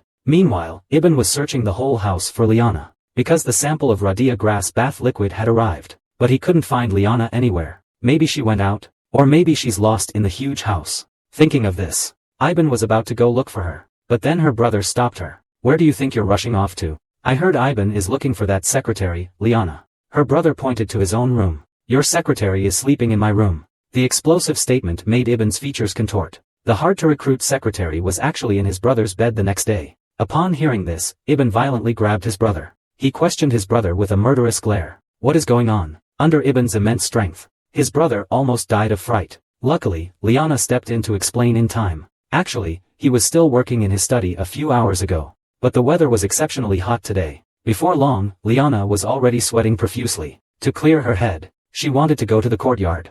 For a walk. Ben interrupted her. She didn't understand. Since it's so hot, why are you still wearing such heavy clothes? Liana explained. On the one hand, it's to avoid staining her wounds. And on the other hand, she doesn't want others to see them. So, on her way to the courtyard, she suddenly felt a dizzy spell. When she woke up, she was already in the young Duke's room. Ivan immediately looked at her brother with a perverted look. Her brother also quickly asked Liana to explain. So Liana admitted that the young Duke had helped her. This explanation still made Ivan feel strange. Then why was she in her brother's room? Doesn't Liana have her own room? Watching the siblings argue, Liana recalled what happened before she lost consciousness. Because of the hot weather, she did feel a little dizzy, and even fell to the ground. In a daze, she saw people gathering around her, but none of them offered to help her up. They even whispered about her skin condition right in front of her. Liana lay helpless on the ground, mocking herself in her heart for always being an ugly monster. I shouldn't have expected anyone to help me. But the next moment, someone helped me up. It was the young Duke who saved me. I protested against everyone's stupidity. If it really was a contagious disease, then Ivan would have been infected by now. But she clearly looked at me with that same suspicious look, filled with doubt.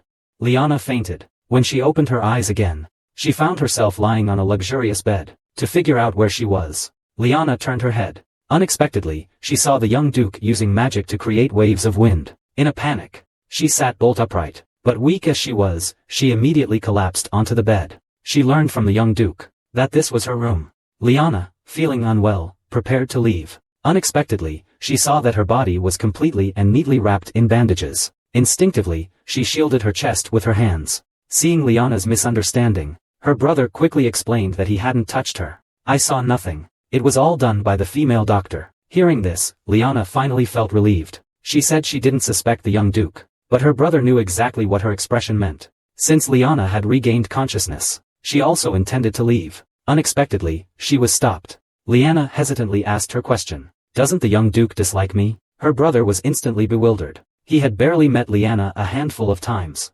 Suddenly, the scene of their first meeting flashed through his mind. He immediately understood that her misunderstanding stemmed from that time. With no other choice, he explained that she had been unwell at the time. It's you who treated me like a superficial, worthless person. Before she left, she told Liana, even if she truly hated her in her heart, but as someone from the Asentha's family, it's only natural for me to take care of you. These simple words stirred ripples in Liana's heart. Looking again at the two people before her, considering her feelings, sure enough, the maid and the young duke were very much alike in many ways.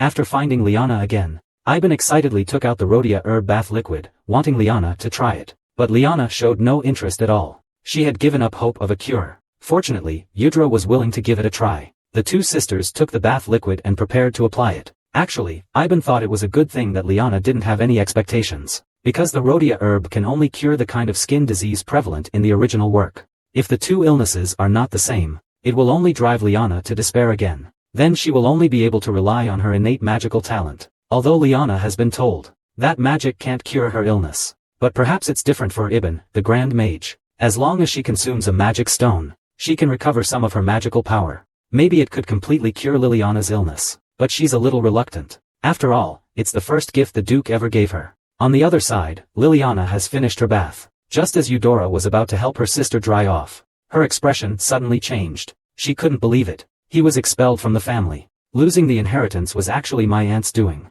It turns out she plotted with my cousin to play poker, and gave him an incurable skin disease. Afterward, she hypocritically kept sending him nutrient supplements, which were the very cause of the skin disease. Not long ago, Ivan had Liana treat his skin disease with a rhodia herb bath. Unexpectedly, he heard Yudra's call, and discovered that the red patches on Liana's body had disappeared. Liana's face was one of disbelief. She couldn't help but cry. This was vastly different from the sunspring water. She could feel her skin improving constantly. Wenyin's Eudora collapsed onto the ground in relief. For so long, her sister had suffered so much pain and injustice because of her illness. Now, her sister was reborn. She instantly wept with joy. The sister's excited and happy expressions brought Ibn some comfort. At that moment, a carrier pigeon flew in through the window. After reading it, Ibn found it was intelligence brought by Carol. Although he hadn't yet obtained all the evidence, it was almost certain.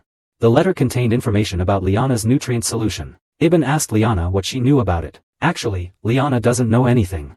She just thinks the nutrient solution will alleviate her symptoms, so she's been consistently taking it. Upon hearing this, Ivan's expression turned serious. According to Liana, the nutrient solution was provided by the Carden family. But according to the investigation, the nutrient solution actually contains ingredients that weaken the skin. On the surface, she seems to be able to make her skin tender, but with just a little stimulation, your skin will ulcerate, creating wounds. Liana never imagined that her illness was caused by the nutrient solution. The Kading family's purpose is clearly to deliberately interfere in the Viscount succession. The letter also contains evidence of collusion between the current Viscount and the Kading family. After reviewing it, Liana discovered a crueler reality. The one who supplied her with nutrients and colluded with her cousin was the same person. That person was Duke Carden's mistress. She was the actual mistress who controlled the Carden family. She was also Liana and Eudora's aunt, Arendia. Liana was still struggling. Her aunt had always supported her. She even arranged housing for their family. A notebook that allows him to recall his first episode. He remembered that he was still immersed in the grief of his father's death. Suddenly, he vividly recalled his aunt suggesting he relax at a hot spring. Since then, he contracted the illness. The evidence and memories before her forced Liana to believe that his aunt was the one who plotted against him. Suddenly, Yudra stood up angrily. She furiously cursed her aunt, saying she did it all for her cousin, that dog, because he had accidentally stumbled upon his aunt and cousin in a compromising situation. Although he was young at the time, he understood those actions because he loved watching manga commentary. Speaking of which, Eudora's hands trembled uncontrollably. Without saying a word, he walked out. He swore in his heart to make that couple regret everything they did. Ivan called out to him, "Even if you go, what will it change? Threaten him and make him pay, or expose him for framing Liana.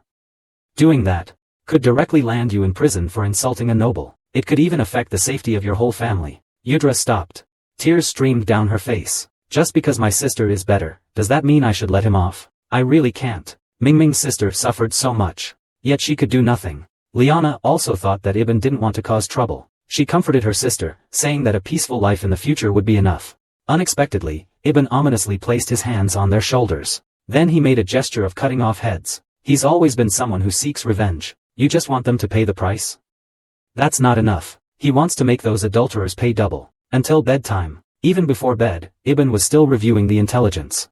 This isn't just a problem with Liana and Eudora anymore. According to the original work, this kind of skin disease will soon spread throughout the capital. But he didn't believe it was spread by adulterers, because it wouldn't benefit them in any way. In the original work, the ultimate beneficiary of this epidemic was Kodria. He consolidated his position with the Radia herb, so Ibn planned to meet Kodria sometime. He thought the other party wouldn't refuse. After all, he had made it clear that he wasn't interested in the crown prince. Now he had the duke, and that was enough for him. For a moment, Ibn even fantasized about dancing with the duke at a ball. Lost in his thoughts, he didn't notice a dark shadow outside the window approaching him. It looked like a terrifying, eerie graphite drawing, but its true form was actually an adorable hamster. A short while ago, a book he'd been reading, imagining dancing with a duke in bed, suddenly fell to the floor. A sound in the dead of night startled him awake. Half asleep, he rubbed his eyes. He clearly saw a dark shadow rushing toward him from a short distance. Ibn was instantly scared out of his wits. In a moment of panic, he threw his pillow. The dark shadow was hit directly. It screamed. Seeing his familiar defeated by a casual blow, Ibn felt a little puzzled. Logically, his pillow shouldn't have such power. Suddenly, he felt a faint flow of magic within his body. It must have been because of drinking the magic stone then. To thank the Duke for his efforts, Ibn decided to deal with this gift of Ashur Mo. In the morning, Ibn woke up full of energy. His first task was to interrogate the fellow from last night. Yesterday, he had locked Shur Mo in the food bowl. Unexpectedly, as he approached, he heard shouting from inside. How dare you confine Lord Pompey in such a cramped space? Just wait until I get out there and deal with you. Ibn didn't expect him to be so stubborn. He was about to yell again, but the shit demon inside surprisingly gave in first. Last night, Ibn beat him until his head was bloody. He finally gave in obediently after realizing there was no escape. He didn't want to experience that terrifying feeling again. The scene fell silent. So he decided to open the food bowl and take a look. He was startled. Inside the bowl, a tiny, pink hamster was munching away at something. He realized that this adorable little creature was the poop monster from last night. He couldn't help but ask, "You weren't like this last night. And what exactly are you?" The little hamster introduced itself. "I am the great Smo, Lord Pompey." Her playful actions and tone directly charmed Ibn into fainting. Pompey was still complacent, thinking Ibn was afraid of her reputation. However, the next moment he was firmly seized. Although very cute, Ibn still needed to interrogate him properly. "Tell me, who sent you?" Peng Bei was instantly scared to tears. Actually, he didn't know who sent him. In the past, he was indeed carrying out a mission, but the contract was terminated midway. He also lost all his memories. Last night, he ran to the room simply to take shelter from the rain. She didn't believe a word of it. If the contract is invalid, Shimo would usually return to its original habitat. It shouldn't be wandering around here. Unexpectedly, Peng Bei became even more aggrieved. He had actually tried to go back, but it seemed something was stopping him. Seeing his pitiful appearance, Ibn found it strange. Why do the other primal demons look so terrifying? Peng Bei looked just like the other primal demons last night, but he suddenly became so cute. Peng Bei told Ibn, that's his true form. He couldn't reveal his true appearance in the human world. He doesn't know why he's like this now. He impatiently told Ibn to ask quickly if he had any questions. Ibn didn't show any mercy. He shoved Peng Bei back into the food bowl. He didn't intend to believe Peng Bei's words. Instead, he planned to use him to lure out the mastermind behind the scenes. In a flash, he thought of a plan. He was about to call Yudra and Liana to discuss it together, when Yudra conveniently pushed the door open and entered. She told him the name of the bath liquid they had just decided on. The shower gel will be called Crybaby Pompey. We'll also print Pompey's QQ avatar on it. That way, when his owner hears the name, they might come looking for him. Unexpectedly, Yudala interrupted him. Then she pushed Ibn towards the door. She told him to go and take a look outside. Ibn arrived at the front door and froze. Standing in the sunlight was the figure he had longed for. His sharp suit made his heart race. The Duke felt the intense gaze. He turned his head. Ibn, I've never seen someone so shameless. Simply because the girl he liked didn't agree to be his date. The Crown Prince used his mother, the Queen's, status to pressure her, forcing Ibn to be her partner at the ball. The person acting as the Crown Prince's partner at this banquet will also become the Crown Princess in the future. However, the Duke is still unaware of this. The first thing he does upon returning to the capital is to see Ibn. His purpose is to finalize the attire for the banquet as soon as possible. On the way, the Duke asks Ibn about his favorite clothing store. Unexpectedly, Ibn is still brainstorming at that moment. He's worried about how surprised his brother will be to know he's attending the banquet with the Duke. I unintentionally met the Duke's gaze. Flustered and shy, I accidentally mentioned the clothing store the original owner frequented. I immediately regretted it and covered my mouth. Because in the past, when I dated the Duke, I said I didn't like extravagance. Now I'm suggesting we go to such a luxurious clothing store. Little did I know the Duke wasn't thinking that much. His eyes were full of politeness. As long as it's a store I like, he also likes it. Ibn wanted to persuade the Duke to go to another shop, because that place is very popular. Usually, there's a very long queue, but the Duke reassured him. The two of them walked towards the clothing store. Passers-by couldn't help but ship them along the way. Her former image as a wicked woman vanished completely under Ibn's radiant smile. As the two reached the clothing store's entrance, Ibn found something odd. The clothing store, which used to have long queues during New Year's Day and the Spring Festival, was now completely empty. The Duke took Ibn's hand and told him that he wanted to choose clothes for the lady-in-waiting alone, so he had secretly booked all the clothing stores in the capital beforehand. Ibn's mouth dropped in astonishment. He couldn't imagine how much this would cost. At a loss for words, he could only compliment the Duke on his thorough preparations. After entering the clothing store, the clerk enthusiastically greeted the two.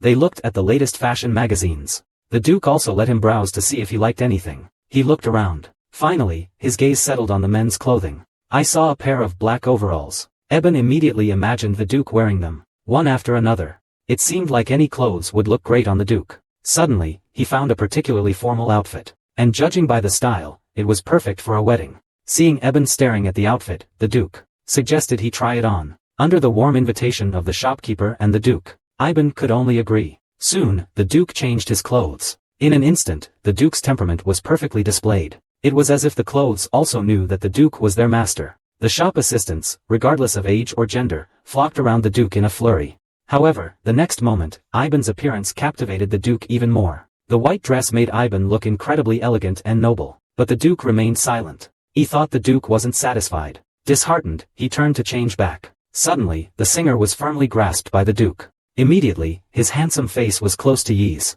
"This outfit really suits you." Yi, whose hands were firmly held, responded shyly. He complimented that the Duke's clothes were also very handsome. Unexpectedly, their inexperienced approach to romance drove the shop assistants wild with excitement. They kept recommending other things to them. Suddenly, a musical instrument sounded in the shop. Everyone froze in place. Accompanied by the music, people from the palace entered the clothing store. Then, one of them knelt before Ibn. In their hand was an invitation from the queen. Ibn's face instantly fell. After opening the letter, it was as expected. It was an invitation from the Empress for Ibn to attend the banquet as the crown prince's consort. The Duke and Ibn's good mood vanished instantly, replaced by bewilderment and difficulty. On the carriage back to the city, neither of them spoke.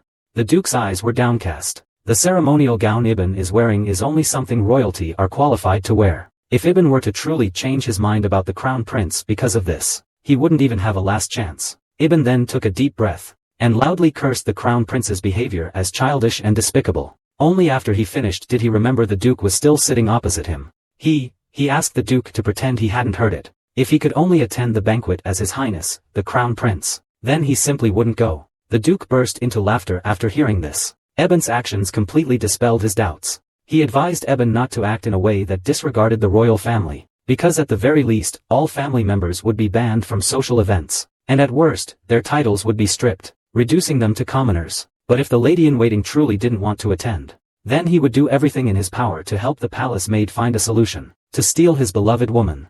The crown prince, using his mother, the empress's, status, forced Ibn to agree to be his date at the banquet. But his selfish actions caused Ibn to be unjustly criticized. In the eyes of others, Ibn was trying on clothes with the Duke at the clothing store, while also stringing the crown prince along. The empress herself even had to write a letter of invitation. The onlookers were very unhappy with Ibn's timing. They felt that he was simply relying on his good looks to be arrogant and spoiled. His personality was also terribly bad. His brother happened to overhear this. With a dark face, he made them repeat it. The few people fled in a panic. Regarding the rumors about Ibn this time, my brother is furious. This must have happened because Ibn is with Duke Els. Based on my understanding of Ibn from his student days, Ibn is just a bookworm who only focuses on academics. That's why the people he's always gone after have been so unreliable. Duke Els clearly isn't interested in romance, but he still has this nice guy persona, leading Ibn to think there's a chance. My brother was so angry he wanted to chase after him and settle the score immediately, but he also felt strange. Why would the Empress suddenly favor Ibn? In the past, he and his father were summoned by the Empress because of Ibn's harming of Princess Kodria. The Empress warned his father that such things threatening the royal family's safety would absolutely not be allowed to happen again. Even now, thinking about it makes my brother's blood run cold. After Ibn returned home, I told father immediately that I would attend the banquet disguised as a crown princess. My Duke father angrily clenched the queen's invitation. Then, he casually tossed the letter aside. My dearest daughter, if you don't want to go, you don't have to. Father will take care of him. But Ibn is not a child who doesn't understand things. If he really ignores the queen's invitation, it won't just be him, his whole family will be punished. She doesn't want her father and brother to end up on the streets because of her. Anyway, it's just attending the banquet as the crown prince's companion. She told her father and brother not to worry too much. After Ibn left, her father and brother understood from Ibn's words. Ibn had no idea what receiving this letter truly symbolized. The moment Ibn received the letter, it signified that she was the strongest candidate for crown princess. Her father understood this as well. He casually took the letter from his brother, then threw it away. I really don't understand what those royals are thinking. If Ibn still naively trusts the crown prince, maybe this is a good thing after all. The brother picked up the letter and told his father and son. Not long ago, he heard that the crown prince personally sent an invitation to Ibn. The Duke of Airs was also present at the time. Ibn decisively chose the Duke of Airs. Hearing this, the father angrily stood up. Ibn had already refused once. This shameless thing is using the queen's power to bother us again. Even seeing my father, he's reluctant. My brother urged father to think of a way to refuse. But father looked troubled. If he refuses the queen's invitation, the Asenthaw's family might truly be destroyed because of it. Meanwhile, the Duke is still racking his brains for a solution. He gathered all the imperial codes, hoping to find a legitimate reason to refuse the Empress. The aide told the Duke not to waste his effort. There are no relevant documents yet. Only texts about royal traditions remain. But even so, the Duke still examined every word carefully. The Duke's stubbornness irritated his aide considerably. He told the Duke that even if something about the royal family were truly found, it could be said that they no longer follow the previous traditions to avoid it. However, the next moment, the Duke truly discovered something amiss. He smiled easily, handed the document to his adjutant, and then walked straight out. He wanted to discuss the matter with Ibn. Unexpectedly, as he opened the door, he saw the butler rushing in, looking flustered. The butler handed him a thick stack of letters. After the Duke read the letters, his newly recovered spirits plummeted. Apparently, monsters had suddenly appeared in the mines, making it impossible to continue mining the magic stones. And all the mines sent the same shape. The adjutant explained that only the mountains in the west of the empire could produce magic stones. So all the mines are like a community of fate gathered together. So the Duke plans to take some time to deal with the magic. The adjutant is very puzzled. We're currently mining about 300 grams of magic stones. That's more than enough for a gift. But the Duke said it's still far from enough. His face flushed. He planned to give all the magic stones and mines to Ibn, before the banquet began, to ask for his hand. The crown prince's schemes ultimately succeeded. Even though Ibn was reluctant, he could only sadly take the crown prince's hand. But suddenly, a voice stopped them. The next moment, a large hand snatched Ibn away from the crown prince. Then, he was held tightly in an embrace. The Duke sternly warned His Royal Highness, the crown prince. You pushed him away so hatefully before. Why would you want him as your consort now? Having said that, he directly ignored the enraged crown prince. He left with Ibn, looking very dashing. Ibn was worried by such arrogant and presumptuous behavior. However, before a crowd of onlookers, the Duke promptly placed a goose-egg-sized magic stone ring on Ibn's ring finger. He offered the magic stone and the mine as gifts, proposing marriage to Ibn. However, all of the above is just the adjutant's wild guess. The Duke couldn't help but marvel at his vivid imagination. If it were that simple to solve the problem, he wouldn't have needed to use that bill just now. But when his adjutant asked why he deliberately mentioned his interactions with the palace maids, the Duke instantly clamped his mouth shut, implying he had his own plans, and that it wasn't the time to talk. It was precisely because of this question that the Duke forcibly added his adjutant to the team attacking the demon house. Meanwhile, Liana nervously knocked on her brother's door. After receiving permission, he pushed the door open and entered. This time, he was sent by Ippon to deliver the magic house nails to the young Duke. But for some reason, the young Duke, engrossed in his work, seemed unexpectedly handsome. After his brother looked at it, he murmured that Ippon's handwriting was better than before. Liana curtsied and said, I wrote it. Only then did his brother see clearly who was in front of him. The room fell instantly silent. After a long while, the brother finally recognized her as his secretary. Because she had no wounds on her face, He subconsciously thought the person in front of him was the naive and sweet girl, Liana. He gave her a way out, saying it was normal to mistake her for someone else. They were sisters, after all. Then, the brother coolly and handsomely inquired about Liana's condition. He also said her complexion was much better than before. The comment made the little secretary blush involuntarily. She hurriedly bid farewell to the young duke. After leaving, he patted his face to clear his head. Meanwhile, his brother was intently studying a map. He suddenly felt something was strange. From a certain point in time, monsters frequently appeared around the empire's borders. It was during that time that the duration of the monster wars gradually shortened. The monster war 10 years ago inflicted significant losses on many neighboring countries. The empress personally intervened and accepted refugees from those countries nearby. The Malay kingdom suffered the most severe losses. The empress also found Princess Cordelia wandering at that time. All of this, it was all too coincidental. Then, his brother looked up Kodria's file again. He was discovered by the empress 10 years ago and sent back to live with the Malay royal family. After that, he came to the empire to study. At that time, he didn't yet possess any remarkable abilities. However, after his studies, he rose to prominence with his outstanding healing magic. He even became acquainted with the crown prince, who was participating in the monster war for the first time. Seeing this, the brother couldn't help but suspect that all of this was prearranged. Meanwhile, Ibn also discovered crucial information. He was still agonizing over being forced by the crown prince. He worried whether the duke could find a way to refuse the invitation. He inadvertently noticed a faint purple glow from the drawer. He opened the drawer. It was the diary he had been unable to open before. This time, he sensed a faint magic emanating from the diary. So he infused his own magic into the diary. And sure enough, the diary opened the very next second. He instantly became gossipy. He happily flipped through it. He read about his past experiences. It not only described how his older brother repeatedly picked fights and was defeated, but also recorded his pursuit of the crown prince. And he quickly noticed the detailed account of the banquet 2 years ago that made him seriously ill.